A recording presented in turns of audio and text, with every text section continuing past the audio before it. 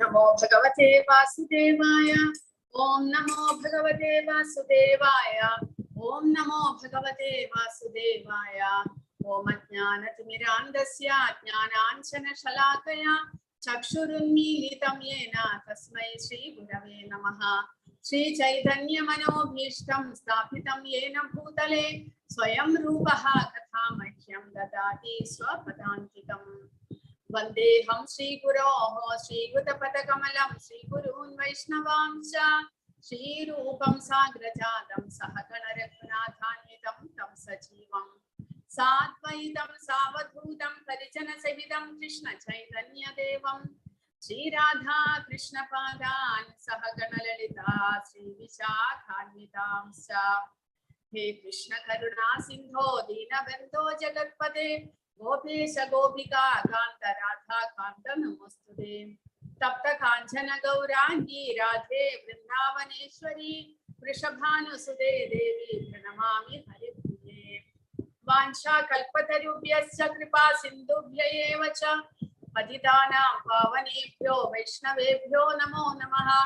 नमो विष्णुपादाय कृष्णप्रेष्ठाय भूतले श्रीमते भक्तिवेदान्त स्वामिन्निति नामिने। नमस्ते सारस्वते देवे गौरवाणी प्रचारिणे निर्विशेष शून्यवादी पाश्चात्य देशतारिणे। जय श्री कृष्ण चैतन्य प्रभु नित्यानंद श्री अद्वैत गदाधर श्रीवासादि गौर भक्तवृंद। हरे कृष्ण कृष्ण कृष्ण हरे हरे हरे राम राम राम हरे हरे। हरे कृष्ण।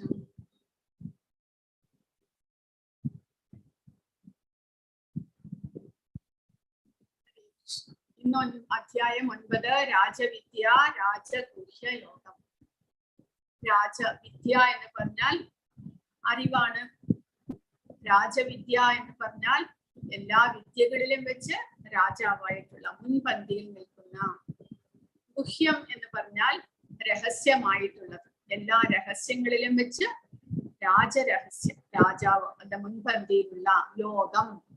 യോഗം എന്ന് പറഞ്ഞാൽ ഭഗവാനുമായിട്ട് നമ്മളെ ബന്ധിപ്പിക്കുന്നത്. ആ പ്രക്രിയ, അതായത് ഭഗവാൻ ഈ അധ്യായത്തിലൂടെ നമുക്ക് പറഞ്ഞു തരുന്ന ആ ഭക്തിയോഗം എന്നുള്ള ആ പ്രക്രിയ എല്ലാ വിദ്യകളിലും വെച്ച് ശ്രേഷ്ഠവും എല്ലാ രഹസ്യങ്ങളിലും വെച്ച് ശ്രേഷ്ഠവുമാണ് എന്ന് പറയും. അപ്പോൾ കഴിഞ്ഞ അധ്യായത്തെ കുറിച്ച് കുറച്ച് ഓർത്തിട്ട് നമുക്ക് ഈ അധ്യായത്തിലേക്ക് കടക്കാം. കഴിഞ്ഞ അധ്യായത്തിന്റെ അവസാനം ഭഗവാൻ പറയുകയുണ്ടായി, വേദേഷു യജ്ഞേഷു തപസ്സു ചെയ്വ ധ്യാനേഷു യത് പുണ്യഫലം പ്രതിഷ്ഠം. അതായത് വേദങ്ങളിൽ കൂടി, വേദങ്ങൾ പഠിച്ചും യജ്ഞങ്ങൾ ചെയ്തും തപസ്സനുഷ്ഠിച്ചും എല്ലാം നമ്മൾ എന്തുമാത്രം പുണ്യം സമ്പാദിക്കുന്നുവോ അതെല്ലാം തന്നെ ഒരു ഭക്തിയോഗി ഭഗവാനുമായി ബന്ധപ്പെട്ടുകൊണ്ട് ഭഗവാനെ സേവിച്ചുകൊണ്ട് കരസ്ഥമാക്കുന്നു എന്ന്. അപ്പോൾ കഴിഞ്ഞ അധ്യായത്തിൽ ഭഗവാൻ അർജുനന്റെ ചോദ്യങ്ങൾ എന്തൊക്കെയായിരുന്നു, അതിനർത്ഥം എന്താണ് എന്നൊന്ന് എല്ലാവരും പറയണം. ബ്രഹ്മ കിം തദ് ബ്രഹ്മ, അതാണ് അർജുനന്റെ ആദ്യത്തെ ചോദ്യം. ബ്രഹ്മം എന്നാൽ എന്താണ്, എന്താണ് ബ്രഹ്മം എന്ന് പറഞ്ഞാൽ എന്താണ്, എന്താണ് മനസ്സിലാക്കിയത്? ഹരേ കൃഷ്ണ. ആരാണ് ഉത്തരം പറയുക? ബ്രഹ്മം എന്നാൽ എന്താണ്? അൺമ്യൂട്ട് ചെയ്തിട്ട് പറഞ്ഞോളൂ, ഞാൻ മ്യൂട്ട് ചെയ്തിട്ടില്ല. ബ്രഹ്മം എന്ന് പറഞ്ഞാൽ എന്താണ് എന്നാണ് ഇന്നലെ പഠിച്ചത്. ഹരേ കൃഷ്ണ. അറിഞ്ഞുകൂടാത്തും അൺമ്യൂട്ട് ചെയ്തിട്ട് പറയും. ശോഭന മാതാജി. അയ്യോ മാതാജി. ബ്രഹ്മം കിം തദ് ബ്രഹ്മ എന്ന് അർജുനൻ ചോദിച്ചു. അതിൽ ബ്രഹ്മം എന്ന് പറഞ്ഞാൽ എന്താണ്? ഭഗവാൻ എന്താണ് പറഞ്ഞത്? ബ്രഹ്മൻ എന്ന് പറഞ്ഞാൽ ആരാണെന്നാണ് ഭഗവാൻ പറഞ്ഞത്? അക്ഷരം ആത്മാവ്. ആരാണ് പറഞ്ഞത്? ശോഭന മാതാജി തന്നെയാണോ? പിന്നെയോ വിജയകുമാരി മാതാജി. ബ്രഹ്മൻ എന്ന് പറഞ്ഞു കഴിഞ്ഞാൽ ആത്മാവ്. അക്ഷരം ബ്രഹ്മപരമം, ഒരിക്കലും നശിക്കാത്ത ആത്മാവിനെയാണ് ബ്രഹ്മം എന്ന് പറയുന്നത്. പിന്നെയോ കിം അധ്യാത്മം. അധ്യാത്മം എന്ന് പറഞ്ഞാൽ, ഹരേ കൃഷ്ണ, അധ്യാത്മം എന്ന് പറഞ്ഞാൽ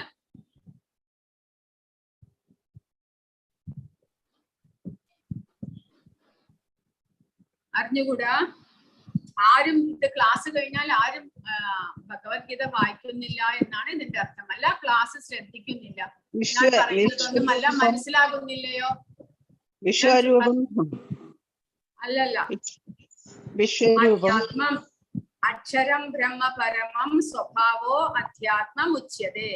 ബ്രഹ്മൻ എന്നുള്ളത് ശാശ്വതനാണ്, ഒരിക്കലും നശിക്കാത്തതാണ്, അതിന്റെ സ്വഭാവമാണ് അധ്യാത്മം എന്ന് ഭഗവാൻ പറഞ്ഞിരിക്കുന്നു.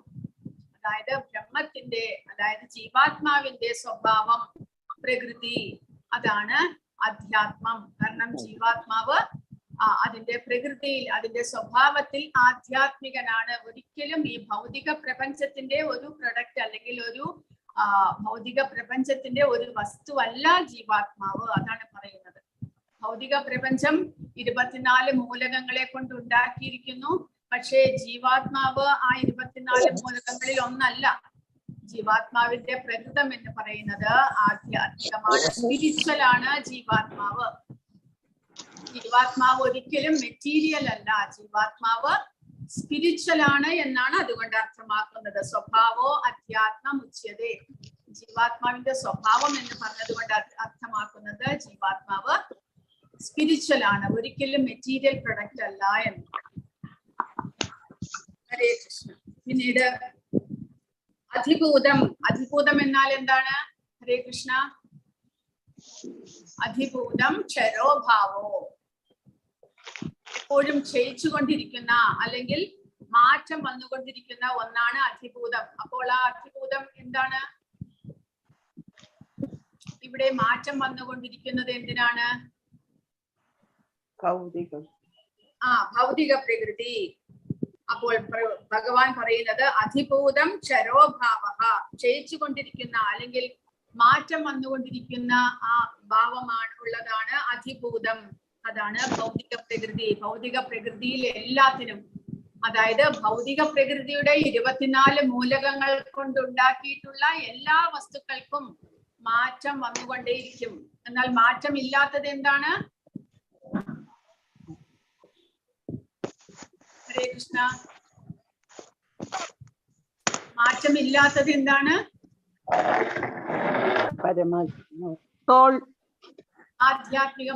ആധ്യാത്മികമായിട്ടുള്ള ജീവാത്മാവിനാണ് മാറ്റമില്ലാത്തത്. ആധ്യാത്മികമായിട്ടുള്ള എല്ലാത്തിനും ഒന്നിനും തന്നെ മാറ്റമില്ല.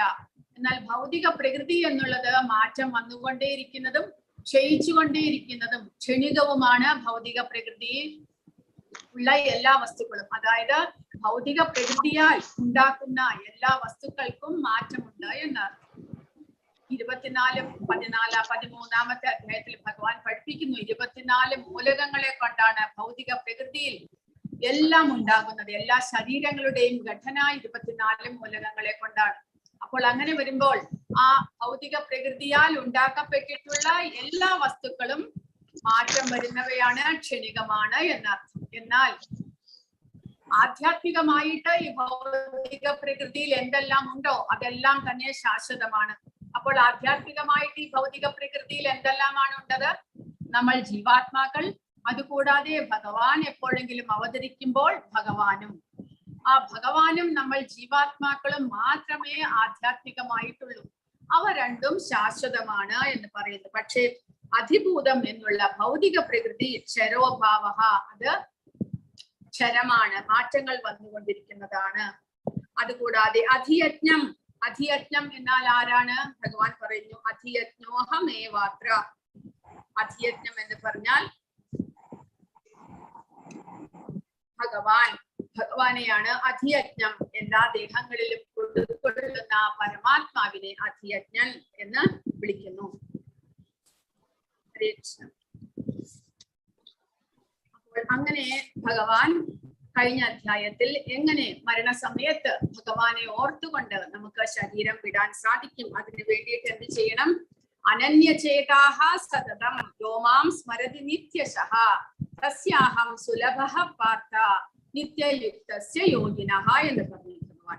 അനന്യചേതാഹ സതതം, സദാസമയവും അനന്യമായിട്ടുള്ള അല്ലെങ്കിൽ വേറെ ഒരു ചിന്തയും കൂടാതെ എപ്പോഴും ഏകാഗ്രമായിട്ട് ഭഗവാനെ തന്നെ സ്മരിച്ചുകൊണ്ട് അല്ലെങ്കിൽ നിരന്തരമായിട്ടുള്ള ഭക്തിയുത സേവനങ്ങൾ ചെയ്തുകൊണ്ട് ഭഗവാനെ തന്നെ സ്മരിച്ചുകൊണ്ടിരിക്കുന്ന ആ ഭക്തന് തസ്യാഹം സുലഭഃ പാർത്ഥ, അങ്ങനെയുള്ളവർക്ക് ഞാൻ വളരെ സുലഭമായിട്ട് എളുപ്പമായിട്ട് ലഭിക്കുന്നു എന്നാണ് ഭഗവാൻ പറയുന്നത്.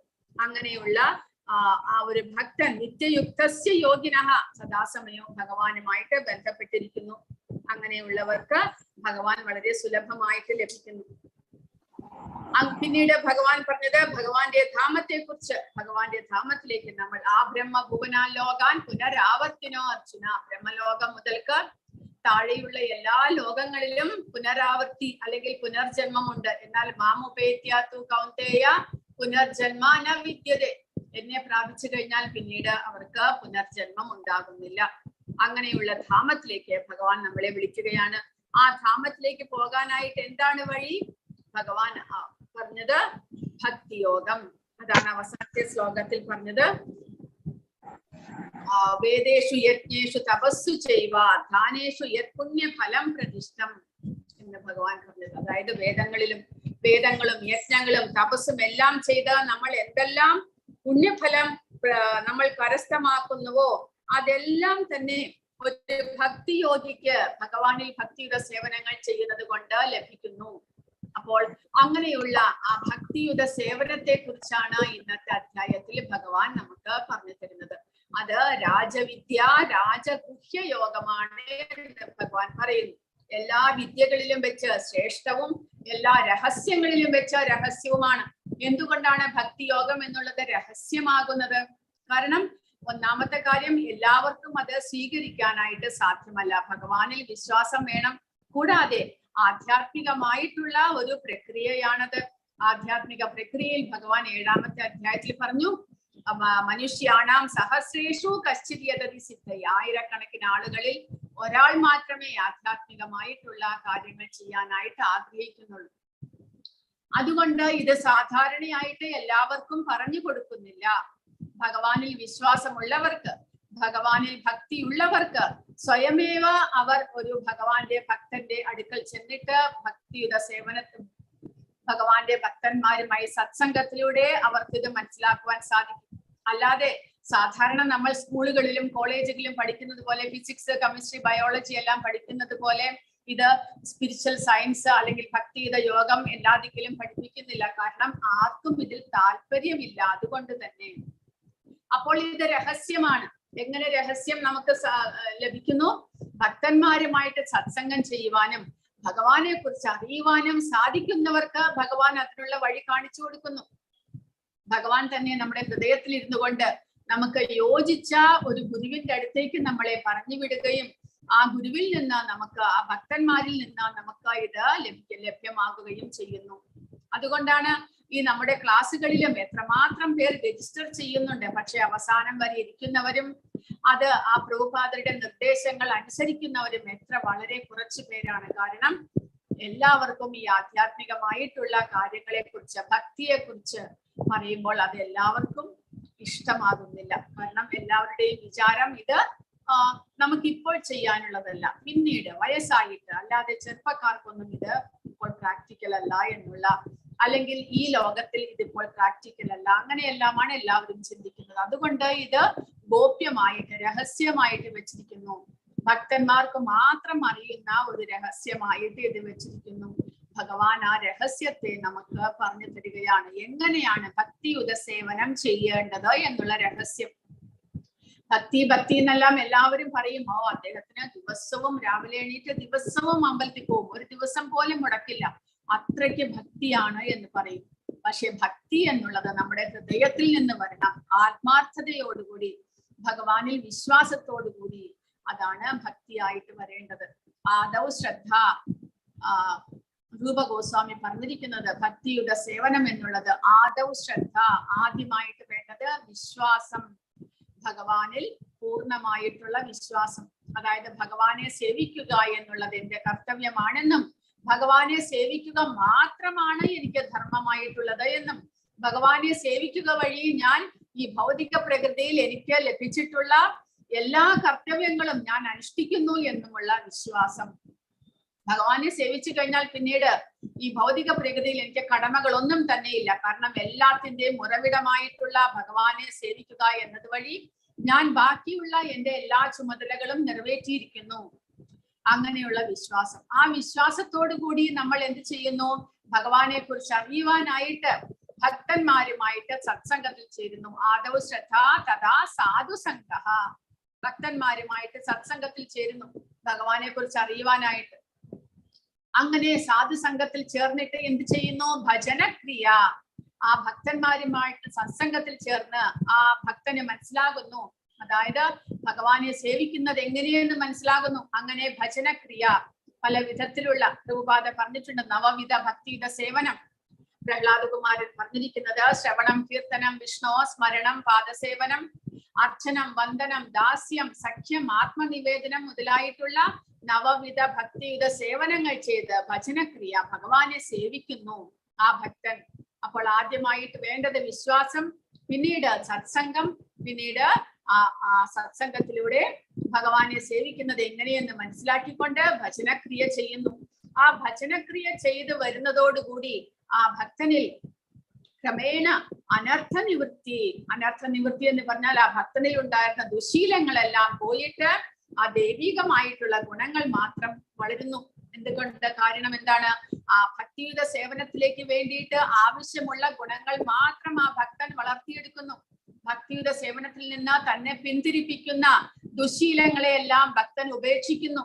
ആ ഭജനക്രിയയിലൂടെ നമുക്ക് ഭഗവാന്റെ നാമജപം, ശ്രവണം, ഭഗവാനെ കുറിച്ച് കേൾക്കുക, കീർത്തനം, ഭഗവാന്റെ നാമജപം, കൂടാതെ സ്മരണം മുതലായിട്ടുള്ള ഭഗവാന്റെ ഭക്തിയുടെ സേവനങ്ങൾ ചെയ്യുമ്പോൾ നമ്മുടെ ഉള്ളിൽ ആ ഭക്തിയിലേക്ക് നമ്മളെ പ്രചോദിപ്പിക്കുന്ന, ഭക്തിയിലേക്ക് നമ്മളെ മുന്നേറ്റുന്ന ആ ഗുണങ്ങൾ മാത്രം നമ്മൾ സ്വീകരിക്കുന്നു. മറ്റുള്ളവയെല്ലാം നമ്മൾ തിരസ്കരിക്കുന്നു, നമ്മൾ സ്വയം വേണ്ട എന്ന് വെക്കുന്നു. കാരണം അതെല്ലാം നമ്മുടെ ഭക്തിക്ക് തടസ്സമായിട്ട് വരുന്നു. അങ്ങനെ അനർത്ഥ നിവൃത്തി ഉണ്ടാകുന്നു, മനസ്സ് പരിശുദ്ധമാകുവാൻ തുടങ്ങുന്നു. പിന്നെയോ നിഷ്ഠ, അനർത്ഥ നിവൃത്തിയെല്ലാം ഉണ്ടായി ആ മനസ്സ് പരിശുദ്ധമായി ദൈവിക ഗുണങ്ങൾ വളർന്നു വരുന്നതോടുകൂടി ആ ഭജനക്രിയയിൽ നമ്മൾ വളരെയധികം നിഷ്ഠയോടുകൂടി ഭഗവാന്റെ സേവനത്തിൽ ഒരു കൃത്യനിഷ്ഠയുണ്ടാകുന്നു. അങ്ങനെ അതിൽ രുചി എന്ന് പറഞ്ഞാൽ വളരെയധികം ആഗ്രഹത്തോടുകൂടി, വളരെ സന്തോഷത്തോടുകൂടി, നമ്മളതിൽ താല്പര്യത്തോടുകൂടി ഭഗവാന്റെ സേവകൾ ചെയ്യുന്നു. ആദ്യം ചെയ്തുകൊണ്ടിരുന്നത് ഭജനക്രിയ, അത് നമ്മളെ ആ ഗുരുവിന്റെ നിർദ്ദേശപ്രകാരം, ആ ഗുരുവിന്റെ ആജ്ഞ പാലിച്ചുകൊണ്ട് നമ്മൾ ചെയ്യുകയായിരുന്നു. പിന്നീട് നമുക്കതിൽ ആകർഷണം വരുമ്പോൾ നമ്മൾ അത് രുചിയോടുകൂടി, അതായത് ആഗ്രഹത്തോടുകൂടി, താല്പര്യത്തോടുകൂടി നമ്മൾ ചെയ്യുന്നു. നമ്മുടെ സ്വന്തം താല്പര്യം, ഭഗവാനിൽ ഭക്തി വളർന്നു വരികയാണ്. അങ്ങനെ രുചിയോടുകൂടി അത് ചെയ്യുമ്പോൾ അത് ഭാവമായിട്ട്, അതായത് ഭഗവാനിലുള്ള ആ ഭക്തി വളർന്നു വന്ന് നമ്മിൽ ആധ്യാത്മികമായിട്ടുള്ള ഉണർവുണ്ടാകുവാനായിട്ട് തുടരുന്നു. അങ്ങനെ പ്രേമത്തിലേക്ക്, അത് പരിപൂർണ ശുദ്ധ ഭക്തിയിലേക്ക്, ഭഗവാൻ ഇവിടെ പറഞ്ഞതുപോലെ അനന്യചേതാഹ സതതം, അങ്ങനെ സദാസമയവും ഭഗവാനെ സ്മരിച്ചുകൊണ്ട് ഭഗവാന്റെ ചിന്തയിൽ മാത്രം ഒഴുകിയിരിക്കുവാൻ നമുക്ക് സാധിക്കുന്നു. അപ്പോൾ അതിനു വേണ്ടിയിട്ട് അങ്ങനെയുള്ള ഭക്തിയിലേക്ക് നമ്മൾ ഉയരണമെന്നുണ്ടെങ്കിൽ നമ്മൾ എന്തെല്ലാമാണ് ചെയ്യേണ്ടത്? അത് ഭഗവാൻ തന്നെ ഈ അധ്യായത്തിൽ നമുക്ക് പറഞ്ഞു തരികയാണ്.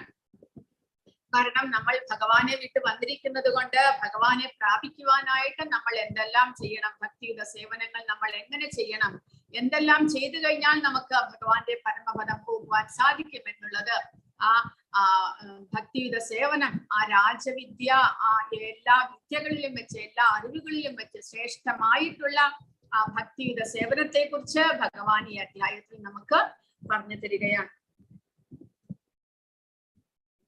ശ്രീ ഭഗവാൻ ഉവാച ഇദം തുതേ ഗുഹ്യതമം പ്രവക്ഷ്യാമ്യനസൂയവേ ജ്ഞാനം വിജ്ഞാന സഹിതം യജ്ഞാത്വാ മോക്ഷസേ അശുഭാത്. ശ്രീ ഭഗവാൻ പറഞ്ഞു, പ്രിയപ്പെട്ട അർജുന, നീ ഒരിക്കലും എന്നിൽ അസൂയാലുവായിട്ടില്ല. അതിനാൽ അതീവ രഹസ്യമായ ഈ ജ്ഞാനവും വിജ്ഞാനവും നിന്നെ ഗ്രഹിപ്പിക്കാം. ഇതറിഞ്ഞാൽ ഭൗതിക ജീവിത ക്ലേശങ്ങളിൽ നിന്ന് നീ മുക്തനാകും. അപ്പോൾ ജ്ഞാന വിജ്ഞാന സഹിതം, ജ്ഞാനം എന്ന് പറഞ്ഞാൽ അറിവ്, ആധ്യാത്മികമായിട്ടുള്ള അറിവ്, ഭഗവാനെ കുറിച്ചുള്ള അറിവ്, ഭഗവാനെ പ്രാപിക്കേണ്ടത് എങ്ങനെ എന്നുള്ള അറിവ്. വിജ്ഞാനം എന്ന് പറഞ്ഞാലോ, ആ അറിവ് നമ്മുടെ മനസ്സിലുണ്ടായാൽ മാത്രം പോരാ, നമ്മളത് മനസ്സിലാക്കിയാൽ മാത്രം പോരാ. പിന്നെയോ ആധ്യാത്മികമായിട്ടുള്ള ആ അറിവിനെ നമ്മൾ പ്രാക്ടിക്കലായിട്ട് നമ്മുടെ ജീവിതത്തിൽ പകർത്തണം. അതായത് നവവിധ ഭക്തിയുത സേവനങ്ങളിലൂടെ നമുക്ക് ഭഗവാനെ സാക്ഷാത്കരിക്കുവാൻ സാധിക്കുമെന്ന് നമ്മൾ പുസ്തകങ്ങളിലൂടെ അല്ലെങ്കിൽ ഭഗവത്ഗീതയിലൂടെ ഭാഗവതത്തിലൂടെ പഠിച്ചാൽ മാത്രം പോരാ. പിന്നെയോ ശ്രവണം, കീർത്തനം, വിഷ്ണു സ്മരണം മുതലായിട്ടുള്ള ആ നവവിധ ഭക്തിയുത സേവനങ്ങൾ നമ്മൾ സ്വയം പരിശീലിക്കണം. അതിനെയാണ് വിജ്ഞാനം എന്ന് പറയുന്നത്. ഭഗവാനെ കുറിച്ച് കേൾക്കുക, ഭഗവാന്റെ നാമജപം ചെയ്യുക, ഭഗവാനെ സ്മരിച്ചുകൊണ്ടിരിക്കുക, ഭഗവാനെ ആരാധിക്കുക മുതലായിട്ടുള്ള നവവിധ ഭക്തിയുത സേവനങ്ങൾ നമ്മൾ സ്വയം പരിശീലിക്കുക. അത് അറിയുന്നതിനും അതിനെക്കുറിച്ച് അറിയുന്നതും അത് നമ്മൾ സ്വയം പരിശീലിക്കുന്നതും തമ്മിൽ വ്യത്യാസമുണ്ട്. അപ്പോൾ അതാണ്, ഒന്ന് ജ്ഞാനമാണ്, രണ്ടാമത്തേത് വിജ്ഞാനമാണ്. അതെങ്ങനെ ചെയ്യണമെന്നും ഭഗവാൻ ഈ അധ്യായത്തിൽ പറഞ്ഞു തരുന്നു. ജ്ഞാനവും പറഞ്ഞു തരുന്നു, അറിവിനെയും പകർന്നു തരുന്നു. കൂടാതെ അത് വിജ്ഞാനം, അതായത് നമ്മൾ എങ്ങനെ ഭക്തിയുത സേവനങ്ങൾ നമ്മൾ ചെയ്യണം എന്നും ഭഗവാൻ ഈ അധ്യായത്തിലൂടെ നമുക്ക് പറഞ്ഞു തരുന്നു. അത് എന്തുകൊണ്ടാണ് നമുക്ക് പറഞ്ഞു തരുന്നത്? ആർക്കിത് കരസ്ഥമാക്കുവാൻ സാധിക്കും? അസൂയാലുവാകാത്ത ആൾക്ക്. ഭഗവാനിൽ ഒരിക്കലും നമുക്ക് അസൂയ ഉണ്ടാകാൻ പാടില്ല. അർജുനന് ഒരിക്കലും ഭഗവാനിൽ അസൂയ ഉണ്ടായിട്ടില്ല. അതുകൊണ്ടാണ് ഭഗവാൻ അർജുനന് ഈ രഹസ്യം പറഞ്ഞു കൊടുക്കുന്നത്. എന്തുകൊണ്ടാണ് അസൂയ? നമുക്ക് എങ്ങനെ ഭഗവാനിൽ അസൂയ ഉണ്ടാകുന്നു? ഭഗവാന്റെ വിഭൂതികളെ കുറിച്ചും ഭഗവാൻ പറഞ്ഞു തരുമ്പോൾ ഭഗവാൻ സ്വയം പറഞ്ഞു തരികയാണ് നമുക്ക് ഭഗവാനെ കുറിച്ച്, ഭഗവാന്റെ വിഭൂതികളെ കുറിച്ച്. എല്ലാത്തിനും ഉറവിടവും ഉത്ഭവസ്ഥാനവും ആദിദേവനും എല്ലാം ഭഗവാനാണ് എന്ന് അദ്ദേഹം പറയുമ്പോൾ നമ്മിൽ ഭഗവാനിൽ അസൂയ ഉണ്ടാകുന്നു. ആ അസൂയ മൂലം നമ്മൾ എന്ത് ചെയ്യുന്നു? ഭഗവാനെ തെറ്റിദ്ധരിക്കുകയും ഭഗവാനെ കുറിച്ച് ആ ശരിയായ അറിവില്ലാതെ മറ്റുള്ളവർക്ക് പകർന്നു കൊടുക്കുകയും ചെയ്യുന്നതെല്ലാം തന്നെ നമ്മളെ ഭഗവാന്റെ ഭക്തിയിൽ നിന്ന് ദൂരെയാക്കുന്നു. പക്ഷെ ഭഗവാനിൽ അസൂയയില്ലാതെ ഒരു ഭക്തൻ ഭഗവാനെ കുറിച്ച്, ഭഗവാന്റെ വിഭൂതികളെ കുറിച്ച്, ഐശ്വര്യത്തെ കുറിച്ച് എത്രമാത്രം കേൾക്കുന്നുവോ അത്രമാത്രം ഭഗവാനിൽ ആസക്തനാകുന്നു. ഭഗവാന്റെ ഭക്തി വർദ്ധിച്ചു വരുന്നു ആ ഭക്തന്. അതാണ് യഥാർത്ഥത്തിൽ നമ്മൾ ഭഗവാനിൽ അസൂയയില്ലാതിരിക്കുന്നതിന്റെ ഒരു ശരിയായിട്ടുള്ള അറിവ്. അങ്ങനെ അസൂയാലുവാകാത്തത് കൊണ്ട് ഭഗവാൻ അർജുനന് ഈ അറിവ് പകർന്നു കൊടുക്കുകയാണ്. ഇതറിഞ്ഞാലോ, അതറിഞ്ഞു കഴിഞ്ഞാലുള്ള ഗുണം എന്താണ്? ഭൗതിക ജീവിത ക്ലേശങ്ങളിൽ നിന്ന് മുക്തനാകുവാൻ സാധിക്കും. ഭഗവാനെ കുറിച്ചുള്ള അറിവും ആ ഭഗവാന്റെ ഭക്തിയിലേക്ക് നമ്മൾ എങ്ങനെ മുന്നേറണം എന്നുള്ള ആധ്യാത്മികമായിട്ടുള്ള ആ ഒരു ഭക്തിയുടെ സേവനത്തെ കുറിച്ചുള്ള അറിവും മനസ്സിലാക്കി കഴിഞ്ഞാൽ പിന്നീട് ഒരിക്കലും ഭൗതിക ക്ലേശങ്ങൾ നമ്മളെ ബാധിക്കുന്നില്ല. കാരണം നമ്മൾ ആധ്യാത്മികം, നമ്മുടെ പാപകർമ്മ ഫലങ്ങളെ എല്ലാം നമ്മൾ ആ ഭക്തിയുടെ സേവനത്തിലൂടെ നമ്മൾ ഇല്ലാതാക്കുന്നു. ഈ അധ്യായത്തിൽ ഭഗവത് വൈഭവങ്ങളെ പറ്റി പറയുന്നു. അനസൂയവേ എന്ന ഈ പദ്യത്തിലെ സംസ്കൃത പദം ഇവിടെ വളരെ പ്രാധാന്യമുള്ളതാണ്. പൊതുവെ എല്ലാ വ്യാഖ്യാതാക്കളും അവർ പണ്ഡിതരായിരുന്നാലും പരമദിവ്യോത്തമ പുരുഷനായ കൃഷ്ണനിൽ അസൂയാലുക്കളാണ്. അതുകൊണ്ടാണ് അവർ ഭഗവത്ഗീതയെ തെറ്റായിട്ട് വ്യാഖ്യാനിക്കുന്നത്. കൃഷ്ണനിൽ അസൂയാലുക്കളായതുകൊണ്ട് അവരുടെ വ്യാഖ്യാനം നിഷ്പ്രയോജനങ്ങളാണ്. ഭഗവത് ഭക്തന്മാരുടെ വ്യാഖ്യാനങ്ങൾ മാത്രമേ നിർവ്യാജമായിട്ടുള്ളൂ. അപ്പോൾ ഭഗവാനിൽ അസൂയാലുവാകുന്നത് കൊണ്ട് നമ്മൾ ഭഗവാന്റെ ആ ഉപദേശങ്ങളെ നമുക്ക് ശരിയാവണ്ണം നമുക്ക് മനസ്സിലാക്കുവാൻ സാധിക്കുകയില്ല. അതാണ് ഭഗവാൻ പറയുന്നത്. ഭഗവാനിൽ വിശ്വാസമില്ലാതെ, ഭഗവാനിൽ ഭക്തിയില്ലാതെ നമ്മൾ ഭഗവാനിൽ അസൂയാലുക്കളായിരുന്നാൽ ആ ഭഗവാന്റെ ഉപദേശങ്ങളെ നമുക്ക് ശരിയാവണ്ണം കരസ്ഥമാക്കാൻ സാധ്യമല്ല. പക്ഷെ ഭക്തന്മാർ അങ്ങനെയല്ല. ഭഗവാനിൽ ആ ഭക്തി വളർന്നിരിക്കുന്നത് കൊണ്ട്, ഭഗവാനെ പൂർണ്ണമായിട്ട് ആരാധിക്കുന്നത് കൊണ്ട് അവർക്ക് ഭഗവാന്റെ ഉപദേശങ്ങൾ ശരിയായി മനസ്സിലാക്കുവാൻ സാധിക്കുന്നു. അതുകൊണ്ട് അവരുടെ വ്യാഖ്യാനം കൃത്യമായിരിക്കും. അപ്പോൾ ഈ അറിവ് ഏതാണ്? ജ്ഞാനവിജ്ഞാനം എന്താണ് എന്ന് ഭഗവാൻ ഇവിടെ പറയുന്നു. രാജവിദ്യ രാജഗുഹ്യം പവിത്രമിതമുത്തമം പ്രത്യക്ഷാവഗമം ധർമ്മ്യം സുസുഖം കർത്തും അവ്യയം. ഈ ജ്ഞാനം രാജവിദ്യയാണ്, അതായത് എല്ലാ അറിവുകളിലും വെച്ച് ശ്രേഷ്ഠമാണ്. കൂടാതെയോ രാജഗുഹ്യം, രഹസ്യങ്ങളിൽ വെച്ച് രഹസ്യമാണ്. പവിത്രം ഇതം ഉത്തമം, പവിത്രമാണ്, വളരെ പരിശുദ്ധമാണ് ഈ അറിവ്. അതായത് ആധ്യാത്മിക ഭക്തിയുടെ സേവനം എന്നുള്ള ആ അറിവ് ഭഗവാനെ പ്രാപിക്കുവാൻ വളരെ എളുപ്പമായിട്ടുള്ള വഴി ഭക്തിയുടെ സേവനമാണ് എന്നുള്ള അറിവ് വളരെ നമ്മളെ പരിശുദ്ധമാക്കുന്നതാണ് ഭക്തിയുടെ സേവനം. കൂടാതെ ഉത്തമം, എല്ലാത്തിലും വെച്ച് ശ്രേഷ്ഠമാണ്. ഉത്തമമായത് കൊണ്ട് അത് പരിശുദ്ധമാകുന്നു. സ്വയം പരിശുദ്ധമാണ്. അതുകൂടാതെ ആ ഭക്തിയുടെ സേവനം ചെയ്യുന്നവരെ കൂടി പരിശുദ്ധമാക്കുന്നു. അതുകൊണ്ട് ഇത് ഉത്തമമാണ് എന്ന്. ചില അറിവുകൾ നമുക്ക് അത് ആ അറിവുകൾ പരിശുദ്ധമായാലും നമ്മളെ അത് പരിശുദ്ധമാക്കണമെന്നില്ല. അതായത് ജ്ഞാനം എന്നുള്ളത് പരിശുദ്ധമാണ്. അത് ആ ജ്ഞാനം കരസ്ഥമാക്കി നമ്മൾ ഭക്തിയുടെ സേവനത്തിലേക്ക് ഇറങ്ങിയാൽ മാത്രമേ നമ്മൾ ഭഗവാന്റെ പരമപദം പോകുകയുള്ളൂ. അതുപോലെ തന്നെ ഈ ഭക്തിയുടെ സേവനത്തെ കുറിച്ച് നമ്മൾ മനസ്സിലാക്കുന്നതും അത് നമ്മളെ പരിശുദ്ധമാക്കുന്നു. കാരണം ഭഗവാനെ കുറിച്ച് കേൾക്കുന്നത് തന്നെ നമ്മളെ പരിശുദ്ധമാക്കുന്നു. അതുകൂടാതെ ഭഗവാനെ കേട്ട് ഭഗവാനിൽ സേവകൾ ചെയ്യുമ്പോഴോ അത് നമ്മളെ ഭഗവാന്റെ പരമപദത്തിലേക്കും എത്തിക്കുന്നു. അങ്ങനെ സ്വയം പരിശുദ്ധവും മറ്റുള്ളവരെ പരിശുദ്ധമാക്കുവാൻ ശക്തിയുള്ളതുമായിട്ടുള്ള ഉത്തമമായിട്ടുള്ള അറിവാണ് ഇത്. കൂടാതെ പ്രത്യക്ഷാവഗമം, നേരിട്ട് ആത്മസാക്ഷാത്കാരം നൽകുന്നു. കാരണം ഈ ഭക്തിയുടെ സേവനങ്ങൾ നമ്മൾ പരിശീലിക്കാൻ തുടങ്ങുമ്പോൾ തന്നെ നമ്മിൽ ഉണ്ടാകുന്ന മാറ്റങ്ങളെ നമുക്ക് മനസ്സിലാക്കുവാൻ സാധിക്കുന്നു.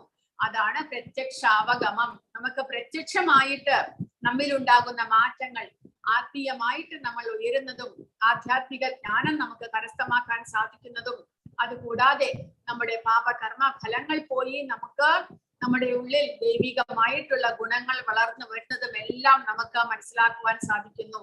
കൂടാതെ ഇത് ധർമ്മമാണ്. എല്ലാ ജീവാത്മാക്കളുടെയും ധർമ്മമാണ്, കർത്തവ്യമാണ് ഭഗവാനെ സേവിക്കുക എന്നുള്ളത്. അതുകൊണ്ട് ധർമ്മത്തിന്റെ പരിപൂർണത മനുഷ്യജന്മം ലഭിച്ചത് കൊണ്ട് നമ്മൾ ഓരോരുത്തരും അനുഷ്ഠിക്കേണ്ടതായിട്ടുള്ള കർത്തവ്യമാണിത്, ധർമ്മമാണിത്. കൂടാതെ ഇത് നമുക്ക് എങ്ങനെ അനുഷ്ഠിക്കാൻ സാധിക്കും? ക്ലേശങ്ങൾ എന്തെല്ലാം ഉണ്ടോ? ഇത് ഭക്തിയുടെ സേവനം എന്നുള്ളത് വളരെ ക്ലേശകരമാണോ? അല്ല എന്ന് ഭഗവാൻ പറയുന്നു. സുസുഖം കർത്തുമവ്യയം, വളരെ സന്തോഷത്തോടു കൂടി നമുക്ക് ചെയ്യാവുന്നതാണ്. കാരണം ഭഗവാനെ കുറിച്ച് കേൾക്കുക എന്നുള്ളത് നമുക്ക് വളരെ സന്തോഷം പ്രദാനം ചെയ്യുന്നു. കൂടാതെ ഭഗവാന്റെ നാമസങ്കീർത്തനങ്ങൾ ചെയ്യുക, ഭഗവാനെ സ്മരിക്കുക, കൂടാതെ ഭഗവാനെ നിവേദിച്ച പല വിധത്തിലുള്ള വസ്തുക്കൾ ഭഗവാൻ ഉണ്ടാക്കിയിട്ട്, പരിശുദ്ധമായി ഉണ്ടാക്കിയിട്ട് ഭഗവാനെ നിവേദിച്ചത് നമ്മൾ പ്രസാദമായിട്ട് കഴിക്കുക, ഇതെല്ലാം തന്നെ സന്തോഷത്തോടു കൂടി നമുക്ക് ചെയ്യാവുന്നതാണ്. അവ്യയം, കൂടാതെ ഇത് ശാശ്വതമാണ്. ഈ അറിവ് എന്നുള്ളത് ഒരിക്കലും, അതായത് ഭക്തിയുടെ സേവനമായിട്ടുള്ള ആ ജ്ഞാനം ഒരിക്കലും നശിക്കാത്തതാണ്. കാരണം ഈ ജന്മത്തിൽ നമ്മൾ എത്രമാത്രം നമുക്ക് ചെയ്യുവാൻ സാധിച്ചുവോ അതെല്ലാം തന്നെ അടുത്ത ജന്മത്തിൽ ആ ജീവാത്മാവിന്റെ ക്രെഡിറ്റ് ആയിട്ടിരിക്കുന്നു. ജീവാത്മാവിനെ ഇനി ആദ്യം മുതൽക്കേ തുടങ്ങേണ്ടതില്ല.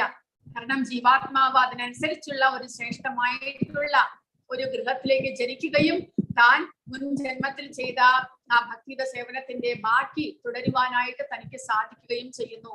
അതുകൊണ്ട് ഇത് ഒരിക്കലും നശിക്കാത്തതാണ്. ഭൗതികമായിട്ടുള്ള നമ്മുടെ ഡിഗ്രികളും PhD പോലുള്ള ഡിഗ്രികളെല്ലാം നമ്മൾ ഈ ജന്മത്തിൽ കരസ്ഥമാക്കിയാൽ അത് ഈ ജന്മത്തിൽ മാത്രമേ നമുക്ക് അതിന്റെ ഫലം കിട്ടുന്നുള്ളൂ. ശരീരം നശിക്കുന്നതോടുകൂടി ആ അറിവും എല്ലാം നശിക്കുന്നു. എന്നാൽ ഈ ആധ്യാത്മികമായിട്ടുള്ള ഭക്തിയുടെ സേവനം എന്നുള്ളത് ആധ്യാത്മികമായിട്ടുള്ള ജ്ഞാനമാണ്. അത് ആ ജീവാത്മാവിനെ പരിപോഷിപ്പിക്കാനുള്ളതാണ്. അതുകൊണ്ട് ജീവാത്മാവിനോടൊപ്പം അതും അടുത്ത ജന്മത്തിലേക്ക് നമുക്ക് കൊണ്ടുപോകാൻ സാധിക്കുന്നു. അങ്ങനെ 6ാമത്തെ അധ്യായത്തിൽ ഭഗവാൻ പറഞ്ഞു, എത്രമാത്രം നമ്മൾ ചെയ്തുവോ ശുചീനാം ശ്രീമതാം ഗേഹേ യോഗ ഭ്രഷ്ടോഭിജായതേ. നമുക്ക് പരിപൂർണരാകുവാൻ സാധിച്ചില്ലെങ്കിലും അടുത്ത ജന്മത്തിൽ നമുക്ക് ശ്രേഷ്ഠമായ ഒരു ജന്മവും അതുകൂടാതെ നമ്മൾ മുഴുപ്പിക്കാത്ത ഭക്തിയുടെ സേവനത്തിന്റെ ഓർമ്മയും എല്ലാം നമുക്ക് ലഭിക്കുന്നു. അങ്ങനെ നമുക്ക് അത് അടുത്ത ജന്മത്തിൽ കണ്ടിന്യൂ ചെയ്യുവാൻ സാധിക്കുന്നു. എന്നാൽ ഇത് ആർക്കെല്ലാം ലഭിക്കില്ല? ഭഗവാൻ പറഞ്ഞു, ആദ്യത്തെ ശ്ലോകത്തിൽ ഭഗവാൻ പറഞ്ഞത് അസൂയയില്ലാത്ത ഭക്തന്മാർക്ക് ഭഗവാന്റെ ഉപദേശങ്ങൾ അല്ലെങ്കിൽ ഭക്തിയുടെ സേവനം സ്വീകരിക്കുവാൻ സാധിക്കും. എന്നാൽ ആർക്ക് ഇത് സ്വീകരിക്കാൻ സാധ്യമല്ല? അശ്രദ്ധദാനാഹ പുരുഷ ധർമ്മസ്യാസ്യ പരന്തപ അപ്രാപ്യമാം നിവർത്തന്തേ മൃത്യു സംസാരവത്മനി. ഭക്തിയുടെ സേവനത്തിൽ വിശ്വാസമില്ലാത്തവർക്ക് എന്നെ പ്രാപിക്കാനാവില്ല. അതുകൊണ്ട് അവർ ഈ ഭൗതിക ലോകത്തിൽ ജനന മരണങ്ങളുടെ വഴിയിലേക്ക് വീണ്ടും എത്തുന്നു. അപ്പോൾ ഭഗവാനെ പ്രാപിക്കാൻ സാധിക്കാത്തവർ രണ്ടു കൂട്ടരാണ്, അസൂയയുള്ളവരും ഭഗവാനിൽ വിശ്വാസമില്ലാത്തവരും. അപ്പോൾ ശ്രദ്ധ എന്ന് പറഞ്ഞാൽ വിശ്വാസം. നമ്മൾ നേരത്തെ പഠിച്ചു. ആദൗ ശ്രദ്ധ, ഭഗവാനിൽ വിശ്വാസമാണ് പ്രധാനമായിട്ട് വേണ്ടത്. അങ്ങനെ വിശ്വാസത്തോടു കൂടി നമ്മൾ ഭക്തിയുടെ സേവനങ്ങൾ ചെയ്യണം. എന്താണ് വിശ്വാസം? ഭഗവാൻ കൃഷ്ണനെ സേവിക്കുന്നത് കൊണ്ട് പരിപൂർണത നേടുവാൻ കഴിയും എന്ന ഉറച്ച ബോധം, അതാണ് വിശ്വാസം. പരിപൂർണത എന്ന് പറഞ്ഞാൽ മനുഷ്യജന്മം ലഭിച്ചത് കൊണ്ട് നമ്മളുടെ പരിപൂർണത എന്താണ്, നമ്മുടെ ലക്ഷ്യം എന്തായിരിക്കണം? ഭഗവാന്റെ പരമപദ പ്രാപ്തി. അവിടേക്ക് നമുക്ക് എത്തിച്ചേരാൻ സാധിക്കും എന്നുള്ള ആ ഒരു വിശ്വാസം അത് നമ്മിൽ ഉണ്ടാകണം. അതാണ് ഈ ഭക്തിയുടെ സേവനത്തെ കുറിച്ച് നമുക്ക് മനസ്സിലാക്കുവാൻ വേണ്ടുന്ന ഒരു യോഗ്യത എന്ന് ഭഗവാൻ പറയുന്നത്. ഭഗവാൻ ഈ അധ്യായത്തിൽ പറയുന്ന ഭക്തിയുടെ സേവനത്തിന്റെ രഹസ്യം നമുക്ക് മനസ്സിലാക്കണമെങ്കിൽ അതിൽ നമുക്ക് വിശ്വാസം വേണം. അപ്പോൾ പ്രഭുപാദ് ഇവിടെ കൊടുത്തിരിക്കുന്നു ഭാഗവതത്തിലെ ഒരു ശ്ലോകം. യഥാതരോർമൂല നിഷേചനേന തൃപ്യന്തി തസ്കന്ധഭുജോപശാഖാഃ പ്രാണോപഹാരാച്ഛയേന്ദ്രിയാണാം തഥൈവ സർവാർഹണമച്യുതേച്ഛ്യ. അതായത് വൃക്ഷത്തിന്റെ വേദികളിൽ വെള്ളം ഒഴിക്കുന്നത് കൊണ്ട് അതിന്റെ കൊമ്പുകളും ചില്ലകളും ഇലകളും സംതൃപ്തിയടയുന്നു. ഉദരത്തിന് വയറിന് ആഹാരം നൽകുന്നതിനാൽ ശരീരത്തിലെ സർവ ഇന്ദ്രിയങ്ങളും തൃപ്തിപ്പെടുന്നു. അതുപോലെ തന്നെ ഭഗവാന്റെ അതീന്ദ്രിയ സേവനത്തിൽ ഏർപ്പെടുന്ന ഭക്തൻ ദേവന്മാരെയും സർവ ജീവജാലങ്ങളെയും സംതൃപ്തരാക്കുന്നു. അതാണ് വിശ്വാസം. അതായത് ഒരു വൃക്ഷത്തിന്റെ വേരിലാണ് നമ്മൾ വെള്ളം ഒഴിക്കുന്നത്. അതായത് ശാഖകളിലോ പൂക്കളിലോ ഒന്നും ഒഴിക്കില്ല. കാരണം വേരിൽ വെള്ളമൊഴിച്ചാൽ ആ വൃക്ഷത്തിന് മൊത്തമായിട്ടും പോഷണം ലഭിക്കുന്നു. അതുപോലെ തന്നെ നമ്മൾ വയറിലേക്കാണ് ആഹാരം കൊടുക്കുന്നത്. കാരണം ആഹാരം വയറിൽ എത്തിക്കഴിഞ്ഞാൽ ശരീരം മുഴുവനും പോഷണം ലഭിക്കുന്നു. അതുപോലെ തന്നെ ഈ പ്രപഞ്ചത്തിന്റെ ആകെ എല്ലാത്തിന്റെയും അടിസ്ഥാനം ഭഗവാൻ കൃഷ്ണനാണ്. ആ ഭഗവാൻ കൃഷ്ണനെ നമ്മൾ സേവിച്ചു കഴിഞ്ഞാൽ നമ്മൾ ദേവന്മാരെയും പിതൃക്കളെയും നമ്മുടെ ബന്ധുമിത്രാദികളെയും എല്ലാവരെയും സന്തോഷിപ്പിച്ചതിന് തുല്യമാണ്. അതാണ് വിശ്വാസം. വിശ്വാസത്തിന്റെ ഇനിയൊരർത്ഥം അങ്ങനെയാണ്. കാരണം ഭഗവാൻ എല്ലാത്തിനും അടിസ്ഥാനമായതുകൊണ്ട് ആ ഭഗവാനെ സേവിക്കുക എന്നുള്ളതാണ് നമ്മുടെ കർത്തവ്യം. അതുവഴി നമ്മൾ എല്ലാവരെയും സന്തോഷിപ്പിക്കുന്നു. അങ്ങനെയുള്ള വിശ്വാസത്തോടു കൂടി നമ്മൾ ഭഗവാന്റെ ഉപദേശങ്ങളെ സ്വീകരിക്കണം. ഇനി ഭഗവാന്റെ വിഭൂതിയാണ് ഇവിടെ പറയുന്നത്. ഭൗതിക പ്രപഞ്ചത്തിൽ ഭഗവാൻ എങ്ങനെ ഇവിടെ സൃഷ്ടിയിൽ ഭഗവാന്റെ ശക്തി എങ്ങനെ വിന്യസിച്ചിരിക്കുന്നു. മയാതദമിദം സർവം ജഗത് അവ്യക്തമൂർത്തിന മത്സാനി സർവഭൂതാനി നചാഹം തേഷവസ്ഥിതഃ. അവ്യക്തമായ രൂപത്തിൽ ഞാൻ ഈ പ്രപഞ്ചമെമ്പാടും വ്യാപിച്ചു നിൽക്കുന്നു. സർവഭൂതങ്ങളും എന്നിലാണ്, ഞാൻ അവയിലല്ല സ്ഥിതി ചെയ്യുന്നത്. അപ്പോൾ ഭഗവാൻ സ്വയം ആ ഭഗവാൻ കൃഷ്ണന്റെ രൂപത്തിൽ ഈ ഭൗതിക പ്രപഞ്ചത്തിൽ നിലനിൽക്കുന്നില്ല. പിന്നെയോ അവ്യക്തമായ, നമുക്ക് മനസ്സിലാക്കുവാൻ സാധിക്കാത്ത, നമുക്ക് നേരിട്ട് കാണുവാൻ സാധിക്കാത്ത രൂപത്തിൽ ഭഗവാൻ ഈ പ്രപഞ്ചമെമ്പാടും നിലനിൽക്കുന്നു, വ്യാപിച്ചു നിൽക്കുന്നു. ഭഗവാന്റെ ശക്തിയിലാണ് ഈ ഭൗതിക പ്രപഞ്ചം മുഴുവനും നിലനിൽക്കുന്നത് എന്ന്. എല്ലാ ജീവജാലങ്ങളും ഭഗവാനിലുണ്ട്, ഭഗവാനിൽ അടങ്ങിയിരിക്കുന്നു. ഭഗവാന്റെ ശക്തിയിലാണ് നമ്മൾ എല്ലാവരും നിലകൊള്ളുന്നത്. അതായത് നമുക്ക് ഭഗവാന്റെ ശക്തി ഇല്ലാതെ നമുക്ക് സ്വയം ഇവിടെ ഒന്നും തന്നെ ചെയ്യുവാൻ സാധ്യമല്ല എന്ന്. എന്നാൽ ഭഗവാൻ നമ്മിലല്ല സ്ഥിതി ചെയ്യുന്നത്. പിന്നെയോ ഭഗവാന്റെ ശക്തിയിൽ നമ്മൾ നിലകൊള്ളുന്നു. പക്ഷേ ഭഗവാൻ ഇതിൽ നിന്നെല്ലാം വിട്ടിട്ട് ഭഗവാൻ കൃഷ്ണൻ, ഭഗവാൻ വിഷ്ണു അദ്ദേഹത്തിന്റെ സ്വന്തം ധാമത്തിലാണ് വസിക്കുന്നത്. ഇവിടെയാണെങ്കിലോ ഭൗതിക പ്രപഞ്ചത്തിൽ അദ്ദേഹത്തിന്റെ ശക്തി വിന്യസിച്ചിരിക്കുന്നു. അദ്ദേഹത്തിന്റെ ശക്തിയാൽ ഈ ഭൗതിക പ്രപഞ്ചം പ്രവർത്തിക്കുന്നു. അതായത് സൂപ്പർ സോൾ, പരമാത്മരൂപേണ ഭഗവാൻ ഈ ഭൗതിക പ്രപഞ്ചം എമ്പാടും നിലകൊള്ളുന്നു. കൂടാതെ ആ ഭഗവാന്റെ വിശ്വരൂപത്തിൽ ഈ ഭൗതിക പ്രപഞ്ചം മുഴുവനും നിലകൊള്ളുന്നു. അങ്ങനെ ഭഗവാന്റെ ശക്തിയാൽ ഭഗവാൻ ഈ ഭൗതിക പ്രപഞ്ചം പ്രവർത്തിപ്പിക്കുന്നു. പക്ഷേ സ്വയം ഭഗവാൻ ഇതിലൊന്നിലും നേരിട്ട് ഇടപെടുന്നില്ല. അതാണ് നമ്മൾ മനസ്സിലാക്കേണ്ടത്. ഭഗവാൻ അദ്ദേഹത്തിന്റെ ആധ്യാത്മിക ലോകത്തിൽ, ഭഗവാൻ കൃഷ്ണനും വിഷ്ണുവും എല്ലാവരും അവരവരുടെ ആധ്യാത്മിക രൂപത്തിൽ ലോകത്തിൽ വസിക്കുന്നു. പക്ഷെ പരമാത്മരൂപേണ അചിന്യനായിട്ട് ഭഗവാൻ ഈ ഭൗതിക പ്രപഞ്ചത്തെ മുഴുവൻ നിലനിർത്തുന്നു എന്ന്. ഭഗവാൻ ഗോവിന്ദനോടുള്ള അതീന്ദ്രിയ പ്രേമത്തെ വളർത്തിയെടുത്ത ഭക്തന് അദ്ദേഹം തന്റെ ഉള്ളിലും പുറത്തും ഒരുപോലെ എപ്പോഴും കാണാൻ കഴിയും. സാധാരണ ജനങ്ങൾക്ക് ദൃശ്യനല്ല ഭഗവാൻ. സർവവ്യാപിയെങ്കിലും ഭൗതിക ഇന്ദ്രിയങ്ങളാൽ ഗ്രാഹ്യനല്ല അദ്ദേഹം. അദ്ദേഹം എല്ലാ ചരാചരങ്ങളുടെ ഉള്ളിലും പരമാത്മാവായിട്ട് വസിക്കുന്നുണ്ട്. പക്ഷെ നമുക്ക് കാണുവാൻ സാധിക്കുന്നുണ്ടോ? ഇല്ല. കാരണം നമ്മുടെ ഇന്ദ്രിയങ്ങൾ ഭൗതികമാണ്, അവ പരിശുദ്ധമായിട്ടില്ല. പരിശുദ്ധമായിട്ടുള്ള കണ്ണുകൾ കൊണ്ടേ അല്ലെങ്കിൽ ദൃഷ്ടി കൊണ്ടേ നമുക്ക് ഭഗവാനെ അറിയുവാനും മനസ്സിലാക്കുവാനും സാധിക്കുകയുള്ളൂ. ഭൗതികമായ ഇന്ദ്രിയങ്ങൾ മാലിന്യം പൂണ്ടവയാണ്. ആ ഇന്ദ്രിയങ്ങൾ കൊണ്ട് നമുക്ക് ഭഗവാൻ ഗോചരനല്ല. അതാണ് ഇവിടെ പറയുന്നത്. നമുക്ക് കാണാൻ കഴിയില്ലെങ്കിൽ കൂടി വാസ്തവത്തിൽ എല്ലാം അദ്ദേഹത്തിലാണ് നിലകൊള്ളുന്നത്. മയാധ്യക്ഷേന പ്രകൃതിഃ സൂയതേ സചരാചരം ഹേതുനാനേന കൗന്ദേയ ജഗത് വിപരിവർത്തതേ. ഭഗവാന്റെ ശക്തി വിശേഷങ്ങളിൽ ഒന്നായ ഈ ഭൗതിക പ്രകൃതി എന്റെ നിർദ്ദേശം അനുസരിച്ച് ചരാചരങ്ങളെ എല്ലാം സൃഷ്ടിക്കുന്നു. മയ അധ്യക്ഷേണ, എന്റെ നിർദ്ദേശം അനുസരിച്ച് പ്രകൃതി, ഈ ഭൗതിക പ്രകൃതി സൂയതേ സചരാചരം, എല്ലാ ചരാചരങ്ങളെയും സൃഷ്ടിക്കുന്നു. അതായത് എല്ലാ ചരാചരങ്ങൾക്കും പ്രത്യേകമായിട്ടുള്ള ശരീരങ്ങളെല്ലാം കൊടുക്കുന്നത് ഭൗതിക പ്രകൃതി ഭഗവാന്റെ നിർദ്ദേശപ്രകാരമാണ്.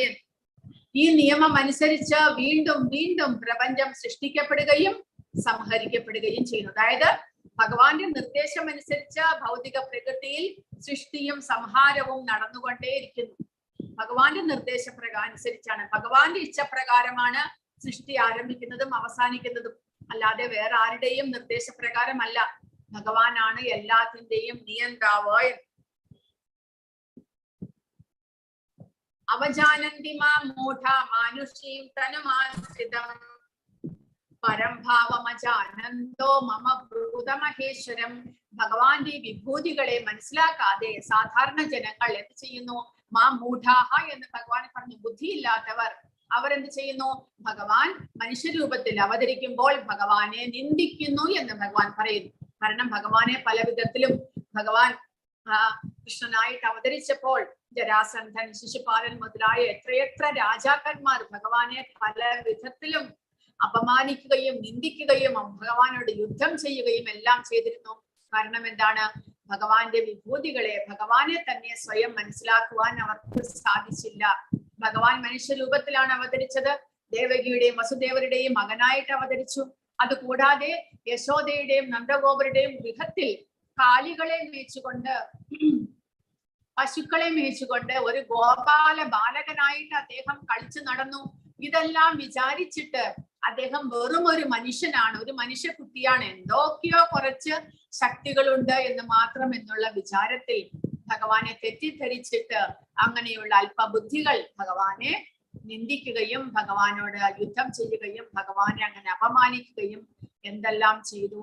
അതെല്ലാം എന്തുകൊണ്ടാണ്? എല്ലാറ്റിനും ഈശ്വരനായ എന്റെ അതീന്ദ്രിയ സ്വഭാവം അവർക്ക് അറിഞ്ഞുകൂടാ എന്ന് ഭഗവാൻ പറയുന്നു.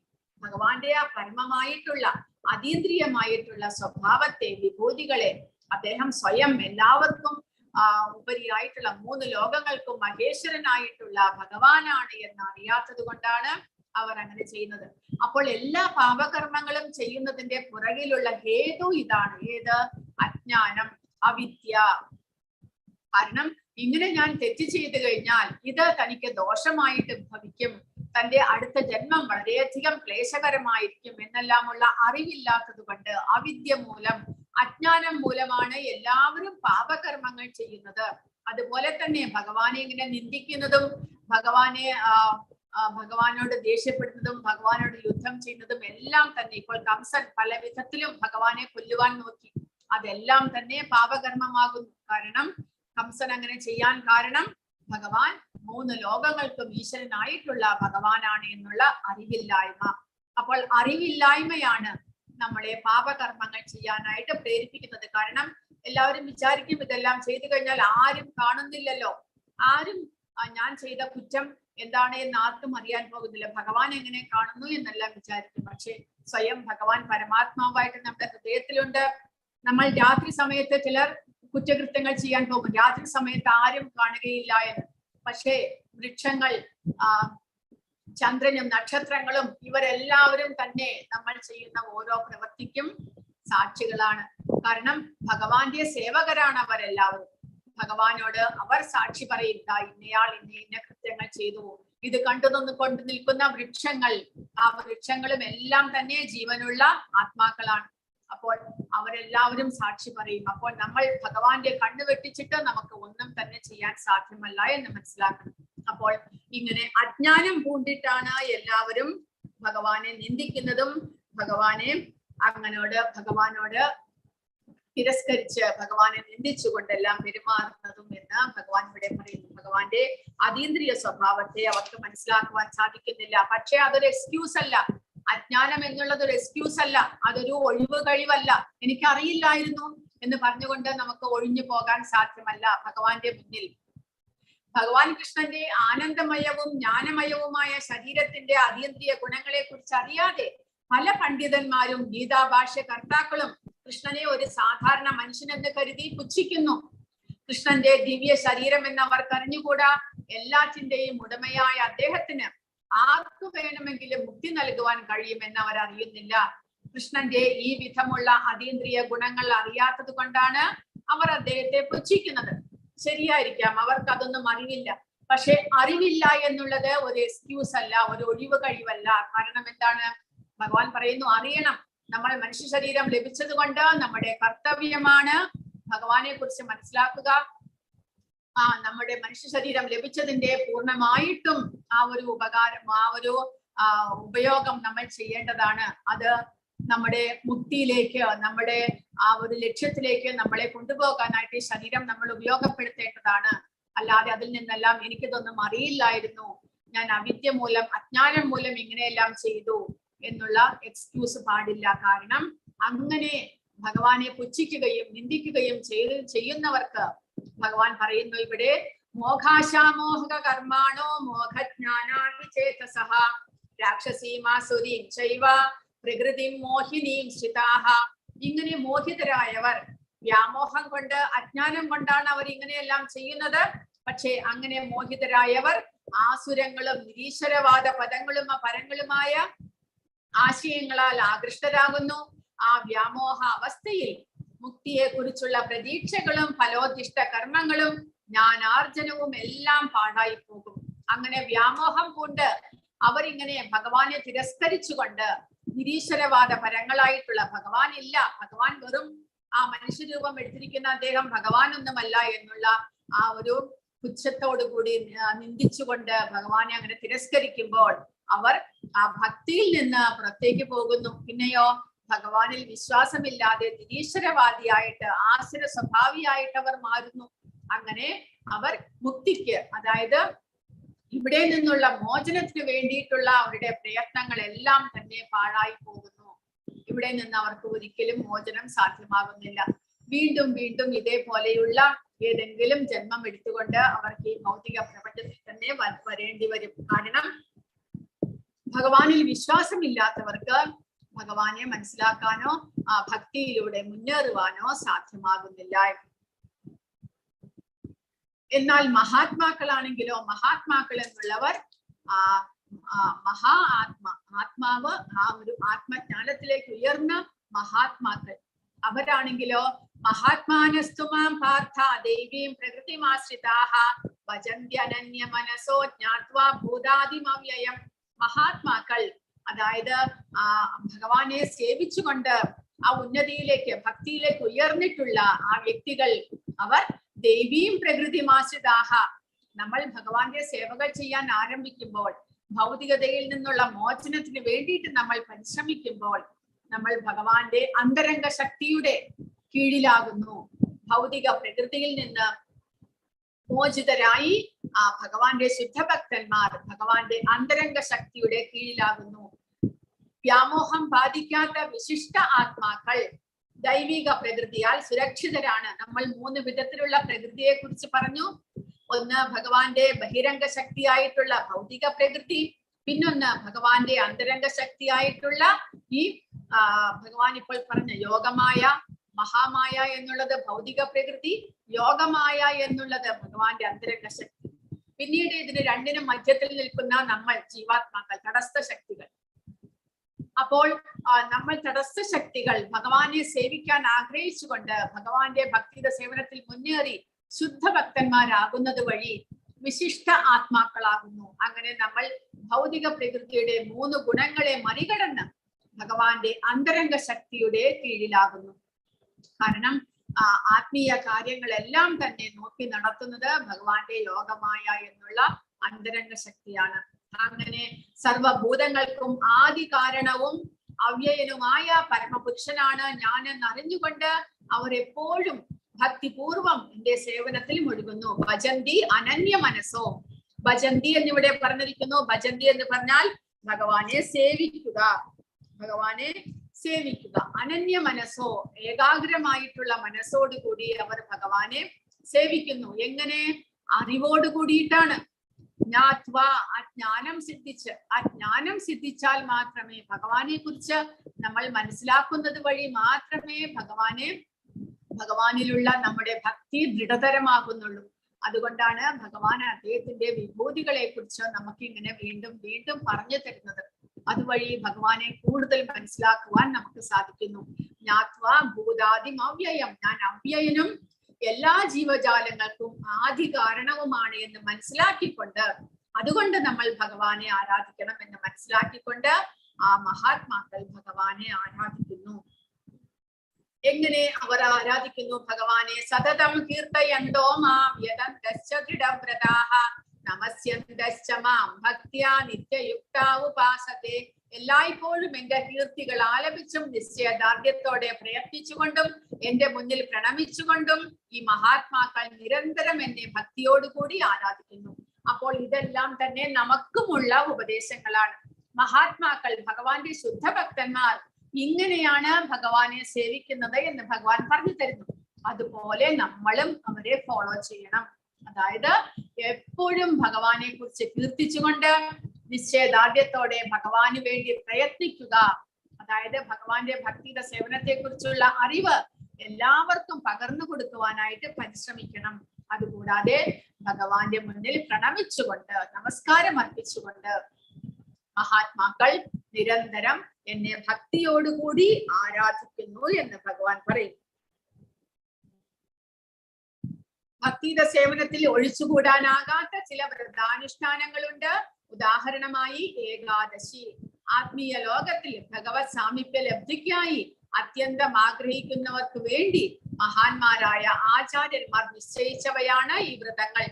മഹാത്മാക്കൾ ഒട്ടും തന്നെ പിഴയ്ക്കാതെ ഇവ അനുഷ്ഠിച്ചു പോരുന്നത് കൊണ്ട് അവരുടെ അഭീഷ്ടം നിറവേറുക തന്നെ ചെയ്യും. അപ്പോൾ ഏകാദശി ദിവസം പ്രഭുപാദ പറഞ്ഞിരിക്കുന്നത് ധാന്യങ്ങളൊന്നും തന്നെ കഴിക്കാൻ പാടില്ല എന്ന്. ഇപ്പോൾ ഏകാദശി, അടുത്ത ഏകാദശി വെള്ളിയാഴ്ച എന്താ വരുന്നുണ്ട്. ആ ഏകാദശി ദിവസം നമ്മൾ ധാന്യങ്ങൾ കഴിക്കരുത്. അതായത് ഈ മുള വരുന്ന ഒരു വസ്തുക്കളും നമ്മൾ കഴിക്കാൻ പാടില്ല എന്ന് പറയുന്നു. പക്ഷേ ഫ്രൂട്ട്സും, അതായത് പഴവർഗ്ഗങ്ങളും പച്ചക്കറികളും കൂടാതെ കിഴങ്ങ് വർഗ്ഗങ്ങൾ മുതലായവ നമുക്ക് കഴിക്കാം. പാല് കുടിക്കാം, അതിന്റെ എല്ലാം ജ്യൂസ് ഉണ്ടാക്കിയിട്ട് കഴിക്കാം.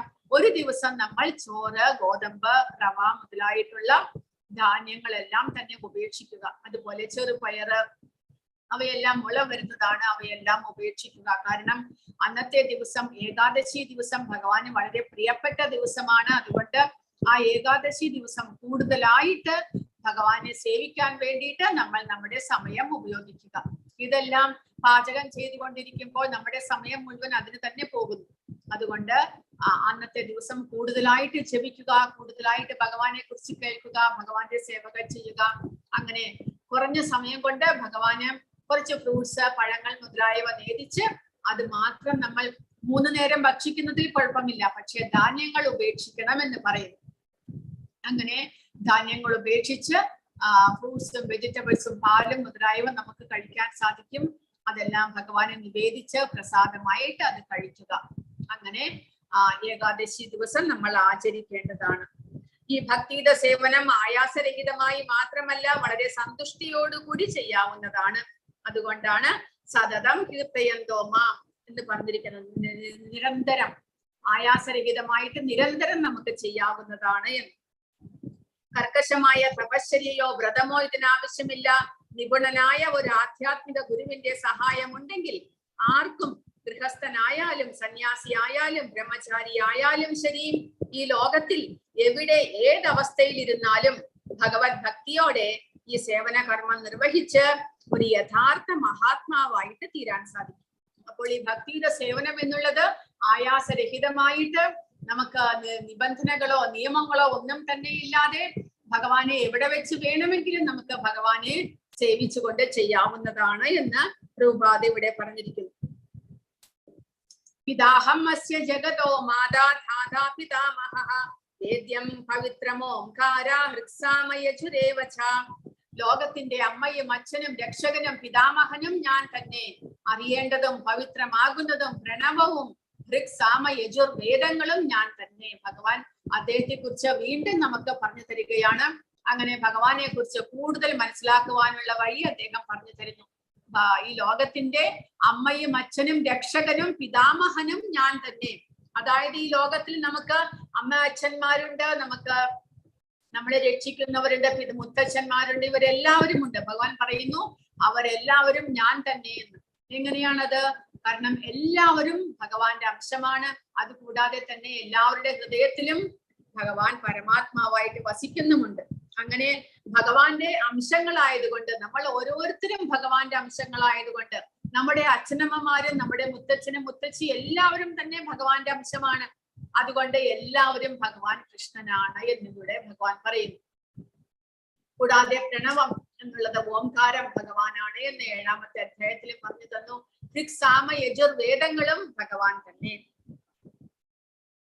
സകല ചരാചരങ്ങളും അടങ്ങിയ പ്രത്യക്ഷ പ്രപഞ്ചം മുഴുവൻ കൃഷ്ണന്റെ ശക്തികളുടെ വിവിധ പ്രവർത്തനങ്ങളാണ്. ഭൗതിക ജീവിതത്തിൽ നമ്മൾ വ്യത്യസ്ത ജീവാത്മാക്കളുമായി വിവിധ ബന്ധങ്ങൾ ഉണ്ടാക്കുന്നു.